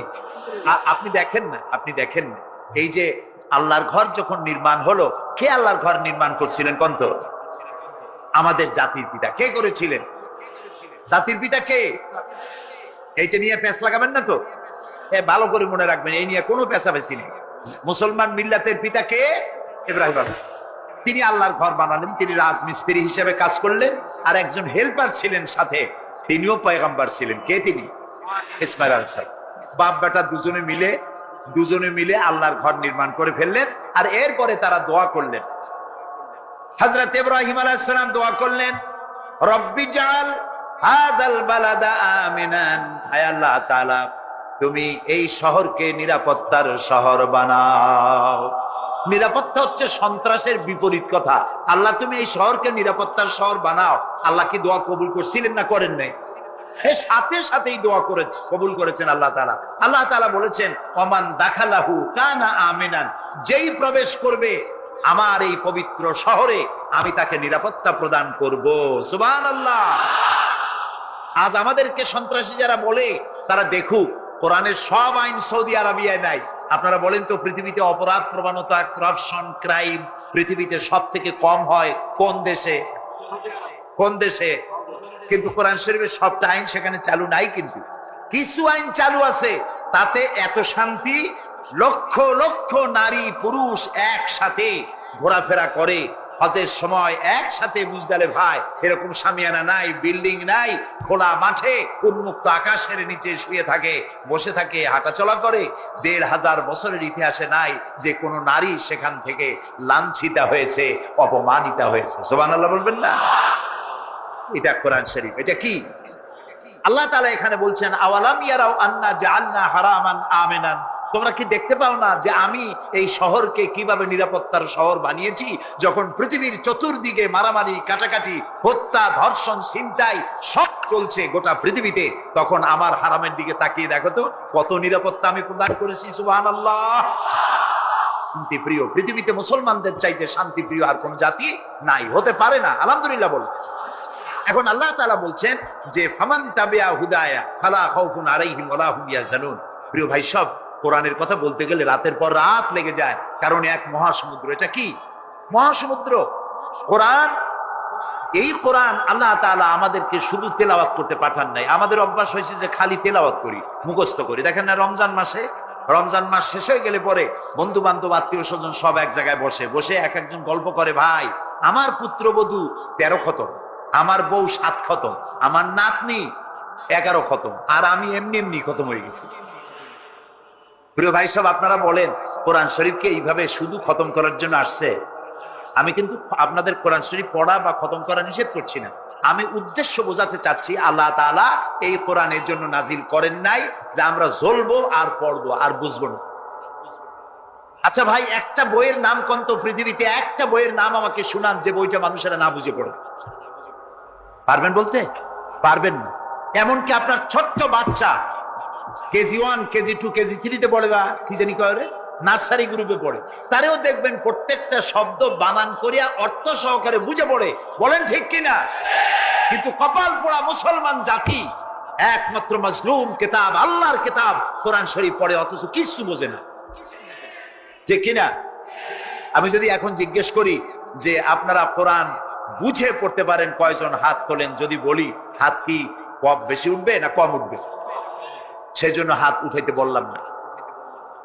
এটা আমাদের জন্য কপাল পোড়ার লক্ষণ। কি পোড়ার লক্ষণ? বিশ্বাস করুন ভাই, কোরআন শরীফ তাবিজ লেখার জন্য আসে নাই, কোরআন শরীফ ঝুলে ঝুলে আপনি পড়বেন এই জন্য আসে নাই। কোরআন আসছে তেলাওয়াত করবেন, বুঝবেন, আমল করবেন। হাদিস শরীফ এসেছে কোন সাহাবীর এক একটা সূরা শেষ করতে বছরের পর বছর চলে যেত। কারণ হলো তারা এক একটা আয়াত পড়তেন, বুঝতেন, বাস্তব জীবনে আমল করতেন, আরেকটা পড়তেন, বুঝতেন, আমল করতেন, তারপরে আবার আরেকটা পড়তেন, আমল করতেন। এভাবে করে সাহাবীরা কোরআন পড়তেন, বুঝতেন, আমল করতেন। ফলে এই সাহাবীরা যখন বিয়ে শাদী করতেন, সাহাবীরা যখন ব্যবসা বাণিজ্য করতেন, সাহাবীরা যখন কেনা বেচা করতেন, পারিবারিক জীবন যাপন করতেন, হাঁটাচলা করতেন, তখন মানুষেরা বুঝতে পারত, অনুভব করতে পারত যেন জীবন্ত কোরআন শরীফ চলাফেরা করছে। কোরআন যাদের কাছে, তাদের আমলের মধ্যে পরিবর্তন আসতে হবে। তো এরকম একটা বৈপ্লবিক কিতাব যাদের কাছে, তাদের তো আমলের মধ্যে পরিবর্তন আসবে। কি পরিবর্তন আসবে? এরা যদি ব্যবসায়ী হয় ওজনে কম দেবে না। সুবহানাল্লাহ কবেন না? আর এখন আমরা যা করি, সুবহানাল্লাহ থুইয়া খালি নাউজুবিল্লাহ কোয়া দরকার। ঠিক কিনা ভাই? মুসলমানের চাইতে এত ওজনে কম দেওয়ার লোক আর আছে কিনা সন্দেহ। ওজনে দেবে কম, খাদ্যে দেবে ভেজাল, সাক্ষী দেবে তো মিথ্যা সাক্ষী দেবে, ওয়াদা খেলাপ করবে, আমানতের খেয়ানত করবে, এরপরে ধার করবে, টাকা শোধ করবে না। ছেলে দিয়ে বলো আব্বা বাড়ি নেই। এখন সে যাই আর যে টাকা চাইতে আসছে তারা বলে যে আব্বা বলছেন আব্বা নাকি বাড়ি নেই। বুঝতে পারছেন কথা? এই হলো মুসলমান। নাউজুবিল্লাহ কোন। এই জন্য আল্লাহ তাআলা নবী বলেছেন, ওয়ামান আমেলা বিহি উজরা, যে ব্যক্তি কোরআন পড়বে, আমল করবে, আল্লাহ তাকে পুরস্কার দিবেন। কোথায় কোথায় দেবেন কোন তো? 2 জায়গায় দেবে, ইহকালেও দেবে, পরকালেও দিবে। দুনিয়ার পুরস্কারটা কি? দুনিয়ার পুরস্কারটা হলো যে চিন্তা থাকবে না, আর কোনো ভয় থাকবে না। ভয় থাকবে না কিসের? ভয় থাকবে না যেই সমাজে কোরআন মানা হবে, যেই সমাজের আইনের উৎস হবে কোরআন, ওই সমাজের মধ্যে চুরি, ডাকাতি, জেনা, ব্যভিচার, হত্যা, ধর্ষণ থাকবে না। কাজে ভীতি শূন্য, সমৃদ্ধিপূর্ণ, নিরাপত্তাপূর্ণ একটি সুন্দর সমাজ উপহার দেবে এই কোরআন। সুবহানাল্লাহ। সেই কোরআন আমরা তাবিজ বানাইছি, এটারে গোলাইয়া এই কোরআন শরীফের পাতা লিখিয়া তারপরে কি জানি কয় পানির মধ্যে দিয়ে গোলায়া এগুলি খাওয়া হয়, মাদুলির মধ্যে ঢুকাইয়া গলার মধ্যে ঝুলানো হয়। দেখেন এই বাংলাদেশে যেসব কোরআন শরীফ ছাপা হয়, এই সব কোরআন শরীফের দুরবস্থা। এটা আছে কিনা আমি জানি না, আলহামদুলিল্লাহ এটা নাই। কোন কোন কোরআন শরীফ যে বাংলাদেশে ছাপা হয় সেগুলিতে লেখা থাকে সূরায়ে মায়েদার নকশা, সূরায়ে ইউসুফের নকশা, সূরায়ে বনি ইসরাইলের নকশা। এই নকশা লিখা গলায় ঝুলাইলে পেটে ব্যথা ভালো হবে, ওই নকশা ঝুলাইলে মেয়ের বিয়ে হবে তাড়াতাড়ি, এই নকশা ঝুলাইলে যে মেয়েকে পছন্দ করো বিয়ে করতে পারবা তাড়াতাড়ি। নাউজুবিল্লাহ। নকশার মধ্যে আছে কি? নকশার ভিতরে আছে 1293, 1711, 513 হাবিজ আমি কতগুলো নাম্বার দিয়া তারপরে লাল কালি দিয়ে দাগ দিয়ে দিয়ে ধান্দাবাজি করা। এরপরে ওই ধান্দাবাজি তাবিজের কোনায় কোনায় লেখে ইয়া জিব্রাইলো, ইয়া মিকাইলো, ইয়া ইসরাফিলো, ইয়া আজরাইলো। উপরে লেখে ইয়া বধূহ, নিচে লেখে ইয়া বধূহ। আমি একজন তাবিজ লেখককে জিজ্ঞেস করলাম, ভাই ইয়া আজরাইলু ইয়া মিকাইলু তো বুঝলাম, ইয়া বধূহ কি? কয়েছে হুজুর আমি নিজেও বুঝি না বধূহ কি। এই হলো তাবিজ।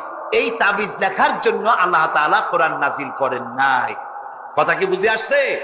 তাবিজের জন্য আসে নাই, তদবিরের জন্য আসে নাই, শুধু পড়ব এজন্য আসে নাই। কোরআন এসেছে বোঝার জন্য, তেলাওয়াতের জন্য, বোঝার জন্য, কোরআন অনুযায়ী জীবন গড়ার জন্য। আল্লাহর নবী তাই বলেন, ওয়ামান আমিলা বিহি উজরা, কোরআন শরীফ যে পড়বে আর আমল করবে দুনিয়ায় শান্তি দেওয়া হবে, আখিরাতেও পুরস্কৃত করা হবে। আখিরাতের পুরস্কারটা কি? নবীজি বলেছেন, মান ক্বারাআল কুরআনা ফাস্তাযহারাহু ফাহাল্লা হালালাহু ওয়া হাররামা হারামাহু আদখালাহুল্লাহুল জান্নাহ ওয়া শাফাআহু ফি আশরাতিন মিন আহলি বাইতিহি কুল্লুহুম কাদ ওয়াজাবাত লাহুন নার। সাদাকান নবী সাল্লাল্লাহু আলাইহি ওয়াসাল্লাম। নবী করিম সাল্লাল্লাহু আলাইহি ওয়াসাল্লাম বলেছেন, যে ব্যক্তি কোরআন পড়লো, বুঝলো, আর কোরআনের হালালকে হালাল জেনে চললো, হারাম থেকে বিরত থাকলো, আর কোরআনের আইনকে প্রতিষ্ঠিত করার আন্দোলনে শরীক হলো, সুবহানাল্লাহ, এরকম লোককে আল্লাহ তাআলা মাসের জেল, 2000 টাকা জরিমানা করে দিল।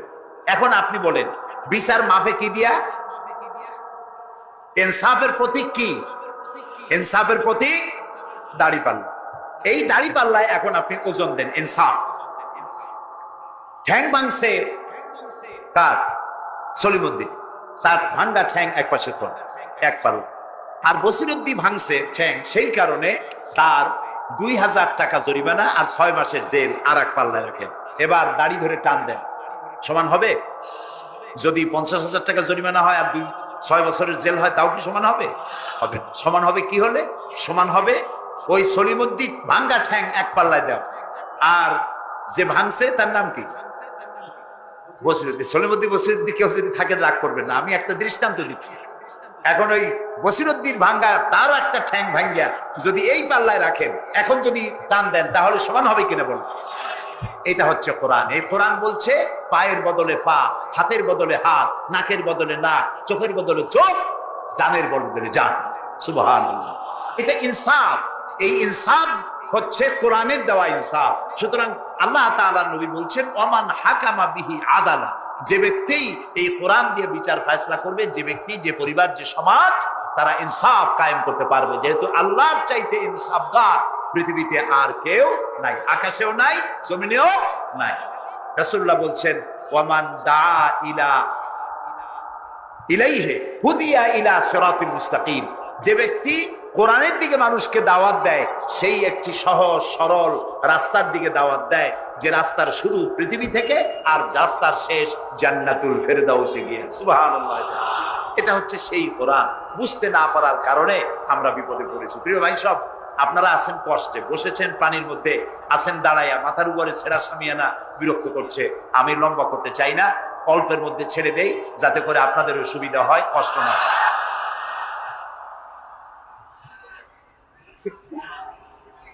আমি না, তবুও আমি খুব লম্বা করবো না, অল্পতে আমরা যাতে বুঝতে পারি, এরকম একটু কথা আমি বলতে চাই, একটু বলি, এবং সেইটা বলবো, হ্যাঁ সেইটাই বলবো যেটা আপনারা শুনতে চান, সেইটাই বলবো যেটা শুরু করেছিলেন আমাদের রফিকুল ইসলাম খান ভাই, মহানগরীর সেক্রেটারি জনাব রফিকুল ইসলাম খান। আল্লাহ তাআলা ওনার প্রতি রহম করুন, আমরা বলি আমিন। এবং আমার বক্তৃতার পরে আমরা আমাদের সম্মানিত অ্যাসিস্ট্যান্ট সেক্রেটারি জেনারেলের কিছু কথা আমরা শুনবো ইনশাআল্লাহ ইনশাআল্লাহ। তো আমি ওই আয়াতটা দিয়েই কথা বলি। আল্লাহ তাআলা বলছেন, ইয়া আইয়ুহাল্লাযীনা আমানু হাল আদুল্লুকুম আলা তিজারাতিন তুনজিকুম মিন আযাবিন আলীম تؤمنون بالله ورسوله وتجاهدون في سبيل الله بأموالكم وأنفسكم ذلكم خير لكم إن كنتم تعلمون। হে বিশ্বাসীরা, তোমরা যারা ঈমান এনেছো শোনো, হাল আদুল্লুকুম আলা তিজারাতিন, আমি কি তোমাদেরকে এমন একটি ব্যবসার কথা বলবো না যে ব্যবসায় তোমাদেরকে জাহান্নামের কঠিন শাস্তি থেকে তোমাদেরকে রক্ষা করবে? এমন একটি ব্যবসার কথা বলবো না? তার মানে অবশ্যই এরকম একটা ব্যবসার কথা আমি তোমাদের বলবো যে ব্যবসা তোমাদেরকে জাহান্নামের কঠিন শাস্তি থেকে বাঁচায় দেবে। সুবহানাল্লাহ বলি। জাহান্নাম থেকে বাঁচাবার জন্য ব্যবসা শিখাচ্ছেন কে? আল্লাহ। এবার দেখেন, ব্যবসা এটা করলে লাভও আছে নোকসানও আছে, ঠিক না? বলেন আছে কিনা? লস এন্ড প্রফিট এর মধ্যে থাকবেই। কিন্তু আল্লাহ রাব্বুল আলামিন বলেন, আমার সঙ্গে যে ব্যবসা করবে ওই ব্যবসাটা হচ্ছে তিজারাতান লান তাবুর। আমার সাথে যে ব্যবসাটা করবা এই ব্যবসায় কোনো নোকসান নাই, শুধু লাভ লাভ আর লাভ। কে বলতেছেন এরকম একটা ব্যবসা করবেন? আমি জানি আমরা লাভের ব্যাপারে খুব আছি, নোকসানে আমরা কেউ না। মানুষ লেখাপড়া জানুক আর না জানুক, লাভ যেখানে সেখানে মানুষ ছাপ দেয় তাড়াতাড়ি। ওই যে বলে না যে এই হিসাব না জানলে কি হবে, কম দিলে টের পাবে। আমরা লাভ খুব ভালোই বুঝি, এই জন্য এটা কোরআনও নয় হাদিসও নয়, একটু রূপক কথা। এক ব্যবসায়ী নেকে কিয়ামতের দিন হাজির করা হবে, ফেরেশতা তাকে বলবে যে আল্লাহর বান্দা, তোমার পাপ আর পুণ্য, নেক আর বদ এই দুটি সমান সমান হয়ে গেছে, 50-50। এখন কোন জায়গায় যাবা? কবে বেহেশতে যাবা না দোজখে যাবা? ব্যবসায়ী লোকটা কিছু জানে না, সে কয় যে ফেরেশতা ভাই, আমি তো দোজখও চিনি না বেহেশতও চিনি না, সারা জীবন ব্যবসা করছি, যে জায়গায় গেলে আমার 2 টাকা লাভ হয় ওইখানে আমার পাঠাতে। মানুষ লাভ খুব ভালো বোঝে এবং লাভের দিকে মানুষ ঝোঁকে বেশি। এই জন্য আল্লাহ তাআলা বলছেন, হাল আদুল্লুকুম আলা তিজারাতিন তুনজিকুম মিন আযাবিন আলীম, যেটা লাভ আর লাভ। আমার সাথে ব্যবসা করো, শুধু লাভ হবে। তো এই ব্যবসার মধ্যে পুঁজি হলো 3টা। ব্যবসার মধ্যে পুঁজি কয়টা? 3টা। আল্লাহ রাব্বুল আলামিন বলেন, তুমিনুনা বিল্লাহি ওয়া রাসূলিহি ওয়া তুজাহিদুনা ফি সাবিলিল্লাহ। 3টি পুঁজি। একটি হলো আল্লাহর প্রতি ঈমান, রাসূলের প্রতি ঈমান এবং আল্লাহর রাস্তায় জিহাদ করা মাল দিয়া জান। এই কয়টা হলো? 3টা। চলুন এই 3টি কথার ব্যাখ্যা করে তারপরে মোনাজাত করব সংক্ষেপে, যেন আমরা আল্লাহর সাথে ব্যবসাটা শুরু করতে পারি আজকে থেকেই। আল্লাহ যেন তৌফিক দেন, বলেন আমিন। 1 নম্বর হচ্ছে তুমিনুনা বিল্লাহ, আল্লাহর প্রতি বিশ্বাস, আল্লাহর প্রতি ঈমান। বলেন আল্লাহর প্রতি ঈমান। এখন আপনারা বলবেন যে এটা তো কোনো নতুন কথা হলো না, আল্লাহর প্রতি ঈমান আনছি। যদি ঈমানই না থাকতো তাহলে কি বৃষ্টির মধ্যে এই পানির মধ্যে আমরা কি বসে থাকতাম? 100% সত্য কথা। ঈমান না থাকলে কেউ আসতেন না, আর এই পানির মধ্যে, ঝড়ের মধ্যে বাঁশ ভাঙ্গে মাথায় পড়তে পারে এই ঝুঁকি নিয়ে বসতেন, ঠিক কিনা ভাই? আমরা সবাই ঈমানদার। তবে আল্লাহর উপর ঈমান আনতে হলে 4টি শর্ত লাগে। কয়টি শর্ত? 4টি শর্ত ফুলফিল করলে আল্লাহর উপর ঈমান এনেছি বলে প্রমাণিত হবে। নইলে আল্লাহ আছে এ কথা নুরা পাগলাও বলছে। নুরা পাগলার বলা আর আপনার আবার বলা এটা তো এক হওয়ার কথা না, ঠিক কিনা বলে? তা আল্লাহর উপর ঈমান আনতে হলে শর্ত কয়টা? 4টে। 1 নম্বরের শর্ত হলো আল্লাহর জাত সম্পর্কে স্বীকার করে নেওয়া, আল্লাহর অস্তিত্ব, আল্লাহ আছেন এটা মেনে নেওয়া। তো আল্লাহ আছেন এ ব্যাপারে আমাদের কোনো দ্বিমত নেই, ঠিক না? এবং কোরআনে কারীমের ছোট্ট একটি সূরায় আল্লাহ তাআলা তার নিজের জাত, দুনিয়া, এই আকাশে এবং জমিনে তার সমকক্ষ কেউ নাই, তিনি এক, তিনি একক, তিনি ছিলেন, তিনি আছেন এবং তিনি থাকবেন। লাইসা কামিসলিহি শাইউন, তার মতো কেউ নাই। তবে প্রশ্ন ওঠে আল্লাহ আছেন কোথায়? এরকম একটা প্রশ্ন করা যেতে পারে, আল্লাহ কোথায় আছে? বলতে পারবেন কোথায় আছে? এটি নিয়ে বিভ্রান্তি আছে মানুষের মধ্যে। কেউ বলেন আল্লাহ সদা সর্বত্র বিরাজিত, সব জায়গায় তিনি আছেন। এই কথাটি সত্য নয়। আল্লাহর যদি সব জায়গায় থাকা লাগে, তাহলে পৃথিবীর মধ্যে ভালো জায়গাও আছে, খারাপ জায়গাও আছে। আছে না খারাপ জায়গা? আমি সেসব জায়গার নাম নিলাম না, আপনারা বুঝে নেন। তাহলে আল্লাহ সব জায়গায় থাকলে এই কথা যদি সত্য হয়, তাহলে এটি অত্যন্ত বেয়াদবিমূলক কথা, এ কথা ঠিক না। আল্লাহ আছেন কোথায়? আল্লাহ নিজেই বলছেন তিনি কোথায় আছেন। কোরআনে কারীমে রব্বুল আলামিন তিনি কোথায় আছেন একথা তিনি নিজেই বলে দিয়েছেন।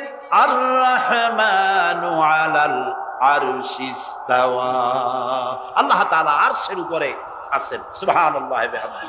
এবং প্রত্যেক রাত্রে তিনি শেষ রাত্রে প্রথম আকাশে আসেন, নবী করিম সাল্লাল্লাহু আলাইহি সাল্লাম বলেছেন। প্রিয় ভাই সব, তো আল্লাহ তাআলা সদা সর্বত্র বিরাজমান যে কথাটা বলা হয়, এটা আক্ষরিক অর্থে ওরকম না, এটা ব্যাখ্যা সাপেক্ষে কথা।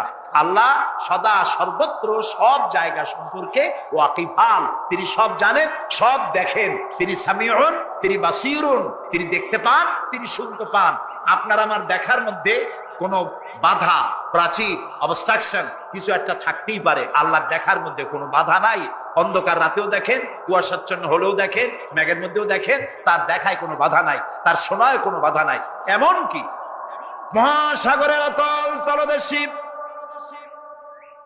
ছোট্ট পাথরের গায়ে লাগানো একটি ছোট্ট পোকা, যাকে মাইক্রোস্কোপ যন্ত্র ছাড়া দেখা যায় না, এমন ছোট্ট সূক্ষ্ম একটি পোকাও যদি, ক্ষুদ্র একটি পোকাও যদি পেটের জ্বালায় অথবা ক্ষুধার জ্বালায় চিৎকার বাড়ে, কেউ শুনতে পায় না। আরশের মালিক আল্লাহ রব্বুল আলামিন তা শুনতে পান। এ হচ্ছে আল্লাহ, তিনি সব শুনতে পান, সব দেখতে পান। তার জাত সম্পর্কে স্বীকার করে নেওয়া, মেনে নেওয়া, তিনি আছেন, তার শক্তি সহকারে তাকে মানা। আমরা যে কোনো জিনিস বিশ্বাস করি তার শক্তি সহকারে বিশ্বাস করি। বাতাসকে বিশ্বাস করি, প্রচন্ড বেগে বয়ে গেলে আমাদের মাথার উপরে যা আছে ভেঙে চুরে সব শেষ করি, ভালো এভাবে বিশ্বাস করি। পানিকে বিশ্বাস করি, সে চুবায়ে মারতে পারে, ডুবায়ে মারতে পারে, পানি চুবানো ভিজানো এ শক্তি পানির আছে। আমরা আগুনকে বিশ্বাস করি, জ্বালিয়ে পুড়িয়ে ছাই করে দিতে পারে, এভাবে আগুনের শক্তি সহকারে বিশ্বাস করি। সাপকে বিশ্বাস করি, বাঘকে বিশ্বাস করি, দংশন করলে, থাবা মারলে কাম সারা। পয়জনকে বিশ্বাস করি, খাইলে পরে মরে যেতে পারি, শক্তি সহকারে বিশ্বাস করি, ঠিক না? এখন আল্লাহরে বিশ্বাস করি, এই কথা শুধু বললেই হবে না, আল্লাহকে বিশ্বাস করতে হবে তার গুণ সহকারে। সেই জন্য 4টি শর্তের 1 নম্বর শর্ত হলো আল্লাহর অস্তিত্বকে মানা। 2 নম্বরের শর্ত হচ্ছে আল্লাহর গুণাবলীকে স্বীকার করা, মেনে নেওয়া। আল্লাহর গুণাবলী কি? কোরআন শরীফে আল্লাহর অনেকগুলি নাম আছে। আল্লাহ এ হচ্ছে ইসমে জাত। আল্লাহ এটা কি? ইসমে জাত, আসল নাম কি? আল্লাহ। বলেন সবাই আল্লাহ নয়, কিন্তু আল্লাহ এটা অশুদ্ধ, বলার সময় মুখটা গোল হয়ে যাবে। আল্লাহ বলেন সবাই, আল্লাহ। কি মধুর নাম, সুবহানাল্লাহ, সুবহানাল্লাহ। আল্লাহ নিজেই বলেছেন ওয়ালাহুল আসমাউল হুসনা, আল্লাহ রয়েছে সুন্দর সুন্দর নাম। 99টি নামের কথা কোরআনে কারিমে আল্লাহ তাআলা নিজেই বলেছেন, সুবহানাল্লাহ। এখন ওই নামগুলিকে বলা হয় সিফাতি নাম, অর্থাৎ গুণবাচক নাম। এই গুণ সহকারে তাকে স্বীকার করতে হবে। তিনি রাজ্জাক, খেতে দেওয়ার মালিক কে? আল্লাহ। তিনি রব, সৃষ্টি করেন। তিনি খালেক, তিনি স্রষ্টা। তিনি রব, তিনি প্রতিপালনকারী। তিনি রহমান, তিনি দয়ালু। তিনি রহিম, তিনি রহমান, তিনি দাতা। রহিম, তিনি দয়ালু। অর্থাৎ প্রত্যেকটা নামের এক একটা শব্দ অর্থ আছে, এবং সেই অর্থ সহকারে বিশ্বাস করতে হবে তাকে। এই বিশ্বাস যদি আমরা করতে পারি, তাহলে শিরক থেকে আমরা বাঁচতে পারবো। সুবহানাল্লাহ বলেন। আচ্ছা বলেন তো, সন্তান দেওয়ার মালিককে, সন্তান না দেওয়ার মালিককে, হায়াতের মালিককে, মওতের মালিককে, খেতে দেওয়ার মালিককে, কষ্ট দেওয়ার মালিককে, কষ্ট থেকে বাঁচাবার মালিককে, সবকিছুর মালিককে, এইভাবে আমরা কি বিশ্বাস করি? না, সবাই করি না। যারা বলেছেন আমিও বিশ্বাস করি, হ্যাঁ বিশ্বাস আমাদের থাকতে পারে, কিন্তু অনেক লোক আছে এভাবে বিশ্বাস করে না বলেই বিবাহ করেছে, সন্তান হয় না। তখন শাহ আলী বাগদাদি রহমতুল্লাহ আলাইহির মাজারে গিয়া, সেখানে বসে তার ওই মাজারের কাছে গিয়ে চাইলো আমার সন্তান দাও, খাজা বাবার সন্তান দাও। অথবা হাইকোর্টের মাজারে বৃহস্পতিবার দিন গিয়ে ভিড় করলো, বাবা সন্তান দাও, অথবা মামলায় পড়েছি বাঁচায় দাও, পরীক্ষা দেবে ছেলে পাস করায় দাও, ইত্যাদি। বলেন এরকম? বলে না? জায়েজ নাই, একদম জায়েজ নাই। কাকে বলতে হবে? আল্লাহর নবী বলেছেন ওয়াইদা সালতা ফাসআলিল্লাহ, কিছু বলতে চাইলে আল্লাহরে বলো। ওয়াইজা সালতা ফাসআলিল ওয়াইজা ইসতাআনতা ফাসতাইন বিল্লাহ, সাহায্য যদি চাও আল্লাহর কাছে সাহায্য চাও। আমরা সূরা ফাতিহার ভিতরে প্রত্যেক নামাজের প্রতি রাকাতেই বলি ইয়্যাকা না'বুদু ওয়া ইয়্যাকা নাস্তাঈন। আল্লাহ তাআলা একমাত্র তোমার ইবাদত করি আর একমাত্র তোমারই কাছে সাহায্য কামনা করি। হযরত ইব্রাহিম আলাইহিস সালাম আমাদের জাতির পিতা। একটু আগে আমরা বলছি না সবাই, ইব্রাহিম আলাইহিস সালামকে আগুনে, এটারে এদিক ফিরিয়ে দিল। ইব্রাহিম আলাইহিস সালামকে আগুনে যখন ফেলে দেওয়া হচ্ছিল তখন হযরত জিবরাইল এসে বলছিলেন আমার কাছে সাহায্য চাও ইব্রাহিম, আমি তোমারে আগুন দিয়ে বাঁচায় দেব। এই যে ইব্রাহিম আলাইহিস সালামের কাছে তাকে সাহায্য দেওয়ার জন্য বলা হলো, এটি কি ঘোরাঘুরি করে? এ মাইকুস এত বড় বিপদে পড়ে নাই, মাছে তারে গিরে ফেললো, পানির অতল তলদেশে মাছ চলে গেল, মাছের পেটে দরজা নাই, জানালা নাই, ভেন্টিলেটর নাই, মাথা গলাইয়া কোন রকম বাইর হবে এমন কোন পথ নাই, বাঁচার কোনো উপায় নাই। হযরত ইউনূস আলাইহিস সালাম যখন মাছের পেটের ভিতরে বিরাট বিপদে পড়ে গেলেন, হযরত ইউনূস আলাইহিস সালাম সাহায্য কার কাছে চেয়েছিলেন বলুন? তিনি বললেন, আল্লাহ তাআলা তার ঘটনা কোরআন শরীফের মধ্যে এভাবে বর্ণনা করেছেন, ওয়াযান্নুন ইয যাহাবা মুগাদিবান ফাযান্না আন লান নাকদিরা আলাইহি ফানাদা ফিয যুলুমাতি আন লা ইলাহা ইল্লা আনতা সুবহানাকা ইন্নী কুনতু মিনাজ জালিমিন। আল্লাহ শোনাচ্ছেন, ও পৃথিবীর মানুষেরা শোনো, ইউনূসকে যখন মাছে গিলে ফেললো সে তখন ত্রিবিধ ফানাদা ফিয যুলুমাত জমায় কাসীর, ত্রিবিধ অন্ধকারের ভেতর থেকে তিনি চিৎকার মারলেন।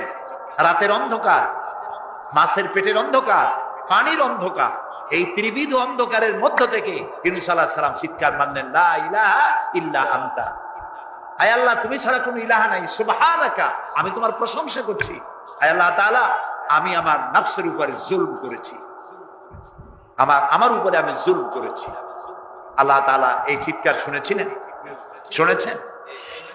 হযরত ইউনূস আলাইহিস সালাম মাছের পেটের ভিতরে বসে যেই চিৎকার মেরেছিলেন কেউ শুনতে পায় নাই, পানির ভিতরে কেউ শোনে নাই, জমিনে কেউ শোনে নাই, অন্তরিক্ষেও কেউ শুনতে পায় নাই। আল্লাহ রাব্বুল আলামিন বলেন, আমি আরশের মালিক ইউনূসের চিৎকার আমি শুনেছি, শুধু শুনি নাই জবাবও দিয়ে দিয়েছি। আস্তাজাবনা লাহু ওয়া নাজ্জাইনাহু মিনাল গাম্মি ওয়া কাযালিকা নুনজিল মুমিনিন। আমি ইউনূসের ডাকের সাড়া দিয়া দিলাম, বিপদ থেকে বাঁচাই দিলাম। মাছের পেটের ভিতরে যন্ত্রণা শুরু হয়ে গেল, মাছ দেখলো বমি না করলে আর বাঁচবো না এমন অবস্থা মাছের হয়ে গেল, মাছ পেটের ব্যথার জ্বালায় বেশি উঠলো, কেনারায় চলে গেল, ইউনূস আলাইহিস সালামকে বমি করে ফেলে দিল, মাছও বাঁচলো, ইউনূস আলাইহিস সালামও বাঁচলেন। আল্লাহ তাআলা বলেন, শুধু ইউনূস রে নয়, ওয়া কাযালিকা নুনজিল মুমিনিন, আমার মুমিন বান্দারা যদি বিপদে পড়ে, এরকম বিপদে যদি পড়ে যায় আর আমারে যদি ডাকে, আমি আল্লাহ রাব্বুল আলামিন এই বিপদ থেকে যত বড় বিপদ হোক আমি আল্লাহ বাঁচাইয়ে দেব। তা আল্লাহ বিপদ থেকে বাঁচাবেন, আর আমি মুসলমান বিপদে পড়েছি মাজারে গিয়া চাইলাম, নাউযুবিল্লাহ। বিশ্বাস করুন ভাই, বিশ্বাস করুন, কবরের ভিতরে যিনি শুয়ে আছেন, যত বড় পীর হোক, যত বড় খাজা বাবা হোক, আপনাকে সাহায্য তিনি করতে পারবেন না, পারবেন না, পারবেন না। একটু কমন সেন্সের কাছে অ্যাপিল করি, সাধারণ বিবেকের কাছে আপনাদের, যারা এই যে দেখুন হযরত শাহজালাল রাহমাতুল্লাহ আলাইহি সিলেটে শুয়ে আছেন, বলুন তো তার মাতৃভাষা কি? আরবি। তিনি ইয়েমেন থেকে এসেছেন। বাগেরহাটে শুয়ে আছেন হযরতে খান জাহান আলী রাহমাতুল্লাহ আলাইহি, তার মাতৃভাষা ছিল আরবি। হযরতে খাজা মঈনুদ্দিন চিশতি রাহমাতুল্লাহ আলাইহি শুয়ে আছেন আজমিরে, তার মাতৃভাষা আরবি। আমরা বাংলাদেশ থেকে, এই দেশ থেকে কোনো লোক গেল সিলেটে, গেল বাগেরহাটে অথবা বাগদাদে চলে গেল, এইসব বড় বড় আল্লাহর ওলিদের মাজারে গিয়ে বাংলা ভাষায় বলল, বাবা আমি তো বিপদে পড়ে আসছি, নির্বাচনে দাঁড়াইছি, আমি যেন জিততে পারি। অথবা দেখেন না, মাজার দিয়ে শুরু করে সবাই। অথবা যাই বললো যে আমার বিয়ে করেছি 15 বছর, বাচ্চা হয় না, আমার একটা বাচ্চা। অথবা মামলায় পড়েছি, আমার একটু জিতে এত ব্যবসা করি, এত টাকা লস দিতে দিতে শেষ হয়ে গেছি বাবা। আপনি বললেন কোন ভাষায়? শাহজালাল খুব বুঝলেন, বড় পীর সাহেব খুব বুঝছেন। তাহলে আপনার 1 নম্বর ফায়ার মিস হয়ে গেল, মিস ফায়ার। আচ্ছা, 2 নম্বর কথা হলো, যার কাছে আপনি চাইলেন তিনি ওখানে ঘুমন্ত আছেন না চেতনা আছেন, এ ব্যাপারে আপনার কোনো গ্যারান্টি আছে, নিশ্চয়তা আছে? আপনি যখন দোয়া করতেছিলেন তখন উনি চেতনা না ঘুমে? যদি ঘুমায় থাকেন তাহলে 2 নম্বর মিস ফায়ার। আপনি যা চিল্লাইলেন উনি কিছুই শুনল না। 3 নম্বরে, কবরে যে শাহজালাল রহমতুল্লাহ আলাইহ অথবা মঈনুদ্দিন চিশতি রহমতুল্লাহ আলাইহ, আল্লাহর ওলিরা আছে, এত বড় বড় ওলি আল্লাহ আছেন যার কাছে আপনি বিশ্বাস করেন ওলি হিসেবে, উনি যে কবরে আছেন তার নিশ্চয়তা কোথায়? কবরে তো নাও থাকতে পারে, কারণ আল্লাহ তাআলার 2টা জায়গা আছে করা। বিদেহী আত্মা, এই দেহ থেকে আত্মা যখন সরে যায়, আল্লাহ যখন নিয়ে যান, দেহটার তো কোনো দাম নাই, এটা হচ্ছে নশ্বর, আত্মা হচ্ছে অবিনশ্বর। এই দেহটা মাটির সাথে পচে যাবে, গলে যাবে, কোরআন শরীফে বহুবার বলা হয়েছে।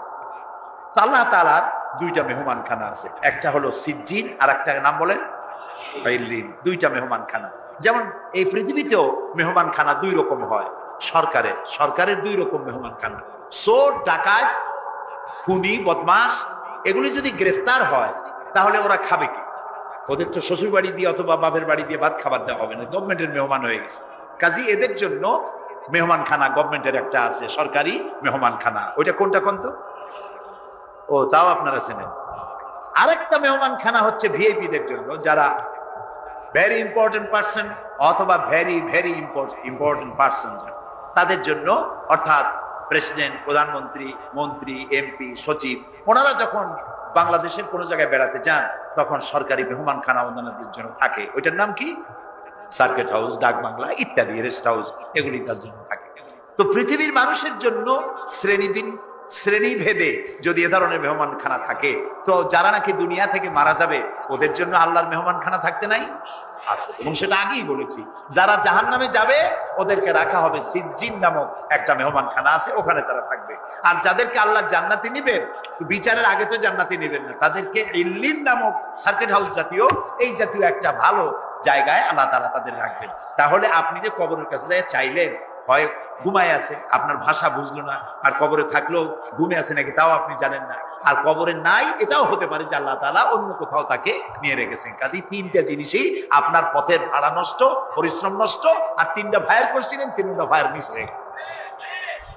তাহলে হবে এমন সত্তার কাছে, কোন পীর নয়, বুজুর্গ নয়, খাজা বাবা নয়, চাইতে হবে এমন সত্তার কাছে যিনি কখনো ঘুমান না, যিনি বাংলাও বোঝেন, ইংরেজিও বোঝেন, আরবিও বোঝে, উর্দুও বোঝে, সকল ভাষা যিনি সৃষ্টি করেছেন, সেরকম কেউ কি আছেন? আছেন? কি নাম তা? 1 আঙ্গুল আকাশের দিকে উঁচু করে বলেন, নাম কি? আরো জোরে বলেন, আবারও বলেন। আলহামদুলিল্লাহ। এই জন্য নবী করিম সাল্লাল্লাহু আলাইহি ওয়াসাল্লাম বলছেন, ওয়াইজা সাআলতা ফাসআলিল্লাহ, কিছু বলতে হলে আল্লাহরে বলো। ওয়াইজা ইসতাআনতা, সুয়াল করলে আল্লাহরে বলো। ওয়াইজা ইসতাআনতা ফাসতাইন বিল্লাহ, আর যদি সাহায্যের প্রয়োজন হয় কোনো ব্যাপারে, যে কোনো ব্যাপারে সাহায্যের প্রয়োজন, আল্লাহর কাছে চাও। আমাদের অবস্থা হলো এই যে ইমাম তো দুর্বল, বিপদে পড়লেই দৌড় দেয় মাজারের দিকে। মুসলমানের সম্পর্ক মাজারের সাথে হবে না, সম্পর্ক হবে মসজিদের সাথে। আল্লাহর নবী যখনই বিপদে পড়তেন, মুসিবতে পড়ে যেতেন, সঙ্গে সঙ্গে উজু করে মসজিদে নববীর ভিতরে প্রবেশ করতেন, 2 রাকাত কাজায়ে হাজাতের নামাজ পড়তেন, আল্লাহর দরবারে হাত তুলতেন, চোখের পানি ছেড়ে দিতেন, আল্লাহ রাব্বুল আলামিনের দরবারে মোনাজাত কবুল হয়ে যেত। নবীজি আমাদেরকে উপদেশ দিয়েছেন, বিপদে যদি পড়ো, মুসিবতে যদি পড়ে যাও, উজু করো, মসজিদের ভিতরে ঢুকে যাও, কাজায়ে হাজাতের নামাজ পড়ো, আর সেজদায় পড়ে চোখের পানি দিয়া, গাল ভিজানো নয়, চোখের পানি দিয়া যায় নামাজ ভিজিয়ে দাও, আর আল্লাহর কাছে প্রার্থনা করো, কাঁদতে থাকো। রব্বুল আলামিন, আল্লাহর নবী বলেছেন, বান্দা যদি গুনাহ মাফির জন্য গুনাহ করেছে, লজ্জায় অনুতপ্ত হয়ে অনুশোচনা করে বান্দা যখন কাঁদতে থাকে, চোখের পানি নাকের অর্ধেক আসতে না আসতে আল্লাহ রব্বুল আলামিন বান্দারে মাফ করে দেন। বিশেষ করে বুড়া মানুষ, আমাদের মধ্যে 2 শ্রেণীর লোক আছে, যুবক আর বৃদ্ধ। মাহফিলগুলিতে আল্লাহর মেহেরবানি যুবকেরা অনেক বেশি আসে, আলহামদুলিল্লাহ বলে। এরকম আসতে বললেন কেন? আপনি তাকায় দেখেন, ডানে বায় তাকান, ডানে বায় তাকান, দাড়ি পাকা কয়জন আছে দেখেন। 2%, 3% or 5% দাড়ি পাকা হতে পারে, 95% যুবক আর যুবক। সুবহানাল্লাহ, আলহামদুলিল্লাহ। বামপন্থীদের এখানেই কষ্ট, এখানেই কষ্ট। তারা চিন্তা করে এত কষ্ট করিয়া পয়সা করি দিয়া তারপরে কর্মী বানাইলাম, একটা মাহফিলে গিয়া কি একটা সমাবেশ দেখলো, মাহফিলে গেল, আমাদের পুকুরের জিয়ানো মাছগুলি সব ইসলামের পুকুরে চলে গেল। এটা তাদের জন্য হেভি লস। আসলে ওরা ধরে রাখতে পারবে না, ঠেকাইতে পারবে না। গায়ে তো মুসলমানের রক্ত, রক্ত কার? এসব যুবকেরা একটা মুসলিম মায়ের পেটে জন্মগ্রহণ করেছে, একটা মুসলিম পিতার জন্মে আসছে। আর রাসূলুল্লাহ যুবকদের ব্যাপারে যে কত কথা বলেছেন, সুবহানাল্লাহ বলো। আগে রাসূলুল্লাহ বলেছেন কিয়ামতের দিন আল্লাহর আরশের ছায়া ছাড়া কোনো ছায়া থাকবে না, প্রচন্ড রৌদ্র হবে, জমিনটা তামার মতো হয়ে যাবে। ইন্না লিল্লাহি ওয়া ইন্না ইলাইহি রাজিউন। সেই জায়গায় আরশের নিচে 7 শ্রেণীর লোকদেরকে আল্লাহ তাআলা জায়গা দেবেন। কয় শ্রেণী? ওর মধ্যে এক শ্রেণী হচ্ছে শাবুন নাশা ফি ইবাদাতিল্লাহ, ওই সব যুবক যারা রাত কাটিয়েছে আল্লাহর ইবাদতের মধ্য দিয়ে। সুবহানাল্লাহ। যুবকদের ইবাদতে আল্লাহ তাআলা বেশি খুশি হন, বেশি খুশি হন। কারণ হলো এই যে মসজিদের ইমাম সাহেব অথবা প্রাইমারি স্কুলের মাস্টার যদি বলে যে আমি ঘুষ খাই না, এই কথার কোনো দাম আছে? আপনি প্রাইমারি স্কুলের মাস্টার, আপনি মসজিদের ইমাম, আপনার ঘুষ দেবে কেনা? ঘুষ খাই না বললে তো হবে না। কোন মন্ত্রী যদি বলে, এসপি যদি বলে, দারোগা যদি বলে ঘুষ খাই না, 1000 বার দাম আছে, ঠিক না ভাই? এখন একজন বুড়া যদি বলে যে প্রত্যেক রাত্রে আমি তাহাজ্জুদ করি, আপনি তো পড়বেনই কাজে, কারণ আপনার তো ঘুম আসে না। কাশিতে এমন পাওয়া পাইছে, চোরবাড়ির কাছে আসতে পারে রাতের বেলায়, খালি কাশি জব্বের কাছে। আর যুবকের তো তামাম দুনিয়ার ঘুম আইসে টাইসে ধরে। সেই যুবক সে যদি এই ঘুমকে দুহাতে ঠেলে দিয়ে যদি মধ্যরাতের পরে, রাতের 2/3 পরে যদি নামাজে দাঁড়ায় যায়, আল্লাহ রাব্বুল আলামিন খুশি হয়ে যান। সুবহানাল্লাহ বলো। এই যুবকদের সম্পর্কে রাসূলুল্লাহ কি সুন্দর কথা বলেছেন। রাসূলুল্লাহ বলেছেন উসিকুম বিশ-শাবাবে খায়রা ফাইন্নাহুম আরাক্কু আফইদা লাকাদ বাসানি আল্লাহু বিল হানিফিয়্যাতি সামহা ফাখালাফানি আশ-শুয়ুখ ওয়া হালাফানি আশ-শাবাব। সাদাকান নবী সাল্লাল্লাহু আলাইহি ওয়াসাল্লাম। নবী করিম সাল্লাল্লাহু আলাইহি ওয়াসাল্লাম বলেছেন আমি তোমাদেরকে উপদেশ দিচ্ছি তোমরা যুবকদের ব্যাপারে কল্যাণকামী হবে। সুবহানাল্লাহ বলে। কারণ যুবকদের দিল নরম, আর আল্লাহ তাআলা আমাকে এই পৃথিবীতে উদারতা সহকারে দিন প্রতিষ্ঠার কাজে আমাকে পাঠিয়েছেন।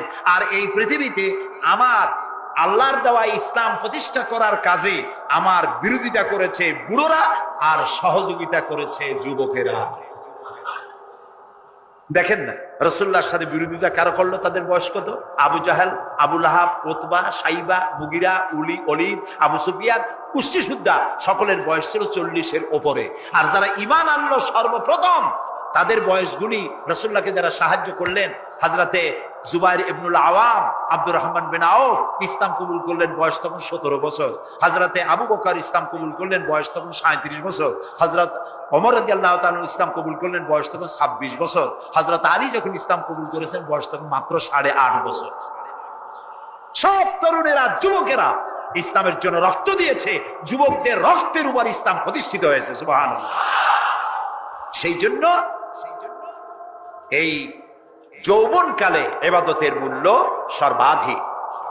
আর বুড়োরাও যখন আল্লাহর দরবারে হাত তোলে, যারা বুড়ো আছেন, আমার বয়সে যারা এসে গেছেন বা আমার থেকে যাদের বয়স বেশি, আপনারা অসন্তুষ্ট হচ্ছেন না তো যে যুবকদের এত কইলাম আর আমরা কিছু পাইলাম না, এরকম বলবেন নাকি? এক বুড়ি এসে রাসূলুল্লাহকে বলছিলেন যে রাসূল আমার জন্য দোয়া করেন, আমি যেন জান্নাতে যাইতে পারি। রাসূলুল্লাহ বলছেন বুড়ি তো জান্নাতে যাবে না, বুড়ি জান্নাতে যাবে না, বুড়ি তো কান্দে শেষ। রাসূলুল্লাহ বলতেছেন জান্নাতে যাবে না, রাসূলুল্লাহ বলছেন বুড়ি কান্দো না, তুমি যখন জান্নাতে যাবা একেবারে যুবতী হয়ে যাবে, তখন তুমি বুড়ি থাকবে না। সুবহানাল্লাহ।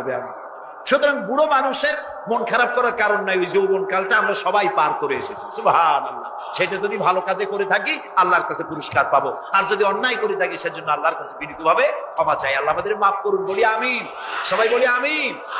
যুবক ভাইয়েরা আর বৃদ্ধদেরকে এখন আরেকটি কথা বলতে চাই, সেটা হলো বুড়োরা যদি আল্লাহর কাছে যখন হাত তোলে, আল্লাহ তাআলা বলেছেন হে রাসূল ইসলামের মধ্যে থেকে যে চুল দাড়ি পাকাইছে ইসলামের মধ্যে থেকে দাড়ি চুল পাকায় ফেলেছে। এই অবস্থায় আমার কাছে যদি হাত তোলে আর কাঁদতে থাকে, এই বুড়োটারে আমি খালি হাতে ফেরত দিতে আমার শরম করে। আমি কেমনে বুড়োটারে খালি হাতে ফিরাই?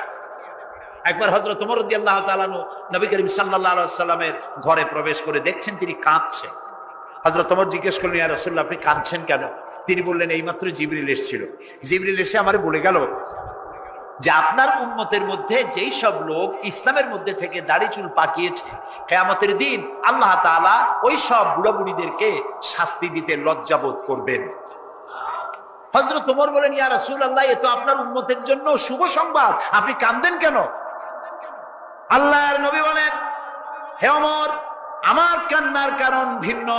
আমার কান্নার কারণ হচ্ছে আমার লজ্জা করে, আমার লজ্জার অনুভূতিতে আঘাত লাগে এই ব্যাপারে যখন আমি চিন্তা করি যে আল্লাহ রাব্বুল আলামিন যেই বুড়াদেরকে কিয়ামতের দিন শাস্তি দিতে লজ্জা বোধ করবেন, সেই বৃদ্ধ মানুষগুলো আল্লাহর সাথে নাফরমানি করতে লজ্জা বোধ করে না। এই জন্য এই দুঃখে, এই লজ্জায় আমি কাঁদি। বয়সের একটা সীমা থাকা উচিত যে আপনি কোন পর্যন্ত পাপ করবেন। বুড়া হয়ে গেছে, তারপরে মদ খায়, তারপরে জেনা, ব্যভিচার, শয়তানি, বদমাশি, দাঁড়িয়ে এগুলি কি? দাড়ি চুল পাকা এগুলি কি? এগুলি আগে পাকতো না কারো। পৃথিবীতে সর্বপ্রথম দাড়ি আর চুল পেকেছে হযরত ইব্রাহিম আলাইহিস সালামের। এর আগে কারো দাড়ি চুল পাকে নাই।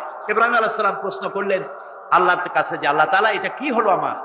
আল্লাহ তাআলা বললেন, এটা হচ্ছে ওয়াকার, এটা মর্যাদা, তোমার সম্মানকে বাড়িয়ে দেওয়া হলো। দাড়ি চুল পাকলে সম্মান বাড়ে। এই দাড়ি চুল পাকলো, এগুলি সিগন্যাল, সংকেত। দাড়ি পাকছে, সংকেত দেওয়া হলো তুমি কিন্তু বয়সের প্রান্তে এসেছো। চোখে কম দেখো, আর একটা সিগন্যাল, মৌতের আর একটা সিগন্যাল। খাইয়া হজম করতে পারো না, আর একটা সিগন্যাল। তুমি ঘুমাইতে পারো না, রাতের বেলায় ঘুম আসে না, আর একটা সিগন্যাল। দাঁড়াতে পারো না, কোমর ব্যথা করে, আর একটা সিগন্যাল। একটার পর একটা সিগন্যাল আসতেছে। 1 নম্বর, 2 নম্বর, ডেঞ্জার সিগন্যাল নাম্বার 10। তারপরে হুঁশ হয় না মানুষের। নাউযুবিল্লাহি। আল্লাহ তাআলা আমাদের হুঁশে আসার তৌফিক দান করুন, আমরা বলি আমিন। প্রিয় ভাই সব, খুব লম্বা করা যাবে না। 2 নম্বরে বলছিলাম আল্লাহর গুণাবলীর উপরে বিশ্বাস। 3 নম্বরে আল্লাহর কুদরত, আল্লাহর ক্ষমতায় বিশ্বাস। আল্লাহরে বিশ্বাস করি, এই কথার দাম নাই। দাম হবে 4টা শর্ত পূরণ করলে। কয়টা শর্ত? 3 নম্বরে আল্লাহর ক্ষমতা। 3 নম্বরে কি? আল্লাহর ক্ষমতা কি? আল্লাহর ক্ষমতা হচ্ছে রাতকে দিন বানান, দিনকে রাত বানান, জীবিতকে মৃত্যু করেন, মৃত্যুর ভিতর থেকে জীবন দান করেন, সাগরকে নগর বানান, নগরকে সাগর বানান। তিনি মরুভূমিতে ঝর্ণা, মরুভূমির ভিতরে পানির প্রস্রবণ চালু করে দিতে পারেন, মরা গাছে ফুল ফুটাই দিতে পারেন। শুধু 2টা অক্ষর কুন বলেন হও, আর সঙ্গে সঙ্গে হয়ে যায়। আল্লাহ তাআলা বলেছেন ফাআলুন লিমা ইউরিদ, যা খুশি তিনি তাই করতে পারেন। সুবহানাল্লাহ বলেন। এই মাত্র কয়েক মাস আগে সুনামি। কি হয়েছিল?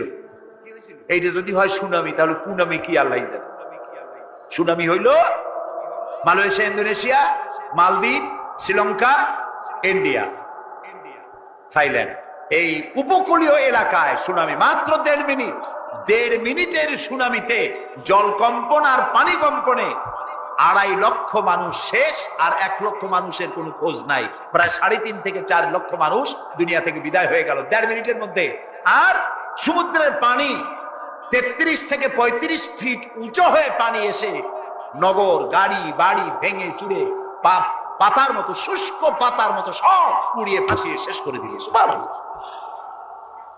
আবহাওয়াবিদরা বলেছেন, বিজ্ঞানীরা বলেছেন, এটা নাকি ভারত মহাসাগরের অতল তলদেশে যেখানে মাটি, ওই মাটিরও কয়েক কিলোমিটার নিচে ফাটল ধরেছে। সেই ফাটল ধরে কি দিকে করিয়া জমিনে কম্পন লাগলো, পানিতেও কম্পন লাগলো। আমাদের এই যে ঢাকায় সকালবেলায় যারা মর্নিং ওয়াক যারা করেন, রমনা লেকের পাশ দিয়ে হাঁটতেছে, হঠাৎ পিছনে পানি মারছে, দেখে যে সকলের পিছনে পানি মারে কি, তাকায় দেখে রমনা লেকের পানি উথাল পাথাল হয়ে গেছে। ভূত না যে জুতা মুতা ফালাই ধুয়ে দিছে। পানির মধ্যে যে কম্পনটা বাংলাদেশে হলো, এই কম্পনটা যদি মাটিতে হতো, তাহলে এই অপরিকল্পিত বানানো শহর ভেঙ্গে চুরে ভর্তা হয়ে যেত। আল্লাহ শুকরিয়া আদায় করি যে আল্লাহ তাআলা দয়া করে আমাদের গরিব দেশটাকে হেফাজত করেছেন। বলেন আমিন। আল্লাহ তাআলা আমরা পাপ কি শানওয়ালা নবী, মানওয়ালা নবী, আজমতওয়ালা নবী, ইজ্জতওয়ালা নবী। মেরে মোহতরম ভাইও, তো বলতেছিলাম তাকে যদি কেউ স্বপ্নে দেখে, এই স্বপ্নের মধ্যে আর বাস্তবের মধ্যে কোনো বেশ কম নাই। এর আগে একটা মজার ঘটনা শুনি। হযরত আলী রাদিয়াল্লাহু তাআলা আনহু স্বপ্নে দেখছেন যে মসজিদে নবীজি নামাজের ইমামত করছেন। স্বপ্নে দেখছেন ফজরের নামাজের ইমামত। ফজরের পরে একজন খেজুরের ঝুড়ি দিছে, তো খেজুরের ঝুড়ির থেকে নামাজের পরে নবীজি খেজুর বন্টন করছেন, একটা একটা করে দিছেন। তো হযরত আলী গেছেন, হযরত আলীরও একটা দিছেন, উনি ওইটা খাইছেন। তো খেজুর চাবাইতেছেন, ঘুম ভেঙে গেছে, এখন মুখের মধ্যে দেখেন খেজুরের আটি উপস্থিত। এটা কিছু কই নেই, এই যে সামনে বসেও কিছু কয় না, জোরে কোক আল্লাহু আকবার। তাজা না বানাইয়া কথা বলা যায়। আচ্ছা, এখন খেজুরের আটি মুখে উপস্থিত। মনে মনে বললেন, এই শুনেন, মনে মনে বললেন নবীজি তো নাই, এখন তো মসজিদে নববীতে ইমাম হযরত ওমর ফারুক, তো দেখি সকালবেলা কি ঘটে, দেখি সকালবেলা কি ঘটে। ফজরের নামাজে গেছেন ইমাম হযরত ওমর, ইমাম হযরত ওমর ইমামতি করতেন, মাইক টাইক তো ছিল না। ওই যে হযরত ওমর আর এই যে মুসল্লি, পিছনের কাতারের মুসল্লি শুনতো হযরত ওমর তিলাওয়াত করতেছেন আর হিসকি দিয়ে দিয়ে কাঁদতেছেন, ওনার কান্নার আওয়াজ পিছনের কাতার পর্যন্ত চলে যেত। ওমর রাদিয়াল্লাহু তাআলা আনহু ইমামত করতেছেন, নামাজ শেষ, খেজুরের ঝুড়ি হাদিয়া আসছে। হযরত ওমর খেজুর বন্টন করতেছেন, বন্টন করতেছেন, হযরত আলী গিয়ে হাত পাচ্ছেন, নরে একটা দিছেন, মুখে দিয়ে বললেন পরীক্ষা করার জন্য আর একটা দেন। হযরত ওমর বললেন, নবীজি তো একটাই দিছিল, আমি কেন দুইটা দিব? বলবেন না জোরে সোরে আল্লাহু আকবার? এই জগৎটা আলাদা জগৎ, এক অন্য জগৎ। তো স্বপ্নে দেখে যে নবীজি চুল আশ্রাইতেছেন, নবীজির সাথে গল্প স্বল্প হয়, গল্প স্বল্পর পরে নবীজির থেকে বিদায় নেবেন। নবীজির অভ্যাস ছিল হাদিয়া দিতেন, যে যাইতো তারই দিতেন, সবাইরে দিতেন, নিতেন, দিতেন। আর আমরা হুজুররা জন্ম নিছি খালি নেওয়ার জন্য, দেওয়ার জন্য না। হ্যাঁ, ঠিক কইতেছি আমি, কি বে ঠিক কইতেছি? আমি তো ঠিকই কইতেছি। আমি কিন্তু শুধু নেই না, আমি দেইও। আমার যেই দেয় আমি তারা কিছু না কিছু দিব, এটা আমার অভ্যাস। যেহেতু আমার নবীজি বলছেন, তাহা দাও, তুমিও দাও, তুমিও দাও, দুজনই দেওয়া দেই করো। হ্যাঁ, উনি বড় লোক, উনি 10,000 টাকা দিবে, আমি 500 টাকা দিব, কিন্তু আমি দিব, যে যেমন সে তেমন দিবে। তো নবীজি দিতেন। তো মাথার চুল আশ্রাইতেছেন, বলে ইয়া রাসূলুল্লাহ, বিদায় নিয়ে যখন আসবে তোমার কি দিব? চিরুনির থেকে চুল আশ্রাইতে সময় কিছু চুল উঠছিল চিরুনিতে, ওইটা খুলে বললেন এই চুলগুলো নিয়ে যাও। ওই চুল নিয়ে রওনা দিয়েছেন, ঘুম ভেঙে গেছে। এখন দেখেন হাতের মধ্যে চুল উপস্থিত। আল্লাহু আকবার। আগামীকাল কবে? এই যে একজন মানে সামনে একদম মরা মরা, সামনে কেউ মরা থাকে নাকি? সামনে তাজা, হ্যাঁ, সামনের মানুষ সব তাজা থাকে। তো এবার ওই চুল পকেটে রাখছেন, তাহাজ্জুদের নামাজ পড়ছেন, মনোযোগ দিয়েন কিন্তু, তাহাজ্জুদের নামাজ পড়ছেন। তাহাজ্জুদের নামাজ শেষ করে এরপরে ফজরের টাইম হয়েছে, ফজর পড়ছে, ফজর পড়ে বসে রয়েছেন যায় নামাজে। ইশরাকের টাইম হয়েছে, ইশরাক পড়ছে, ইশরাক পড়ে হাঁটতে বের হয়েছেন। আকাশে সূর্য উজ্জ্বল, কিন্তু উনি হাঁটেন, দেখেন যে ওনার কোনো রোদ লাগে না। সুবহানাল্লাহ কইেন না আপনারা, রোদ লাগে না। ব্যাপার কি, রোদ লাগে না কেন? উপরের দিকে চাইয়ে দেখেন, উনিও হাঁটে, মেঘও হাঁটে, মেঘও হাঁটে। বলে মেঘ তো আমার কোনোদিন ছায়া করে না, আজ কেন ছায়া করতেছে? হঠাৎ মনে পড়ে যায়, না রে না না না, আমারে ছায়া করে না। ওই যে নবীজির চুল মুবারক পাইছি, ওই চুল মুবারক কাপড়ে পেঁচাইয়া পকেটে রাখছি। আল্লাহ পাক তার মাহবুবের চুলের ইজ্জতে মেঘ লাগাই দিয়েছেন ছায়া করার জন্য। নবীজির স্বপ্নে দেখা আর বাস্তবে দেখার মধ্যে কোনো বেশ কম নাই। আরো কিস্তা মনে পড়ে গেল, কি করব? হযরত শাহ ওলিউল্লাহ মুহাদ্দিস দেহলভী রহমাতুল্লাহ আলাইহির আব্বা শাহ আব্দুর রহিম রহমাতুল্লাহি আলাইহি, এগুলো শুনতে কি খারাপ লাগতেছে নাকি? মনোযোগ দিয়ে শুনেন, বড় মজা। তাজা খাহি দাসে তনগর দাগ হায় সিনারাম, তাজা খাহি দাসে তনগর দাগ হায় সিনারাম।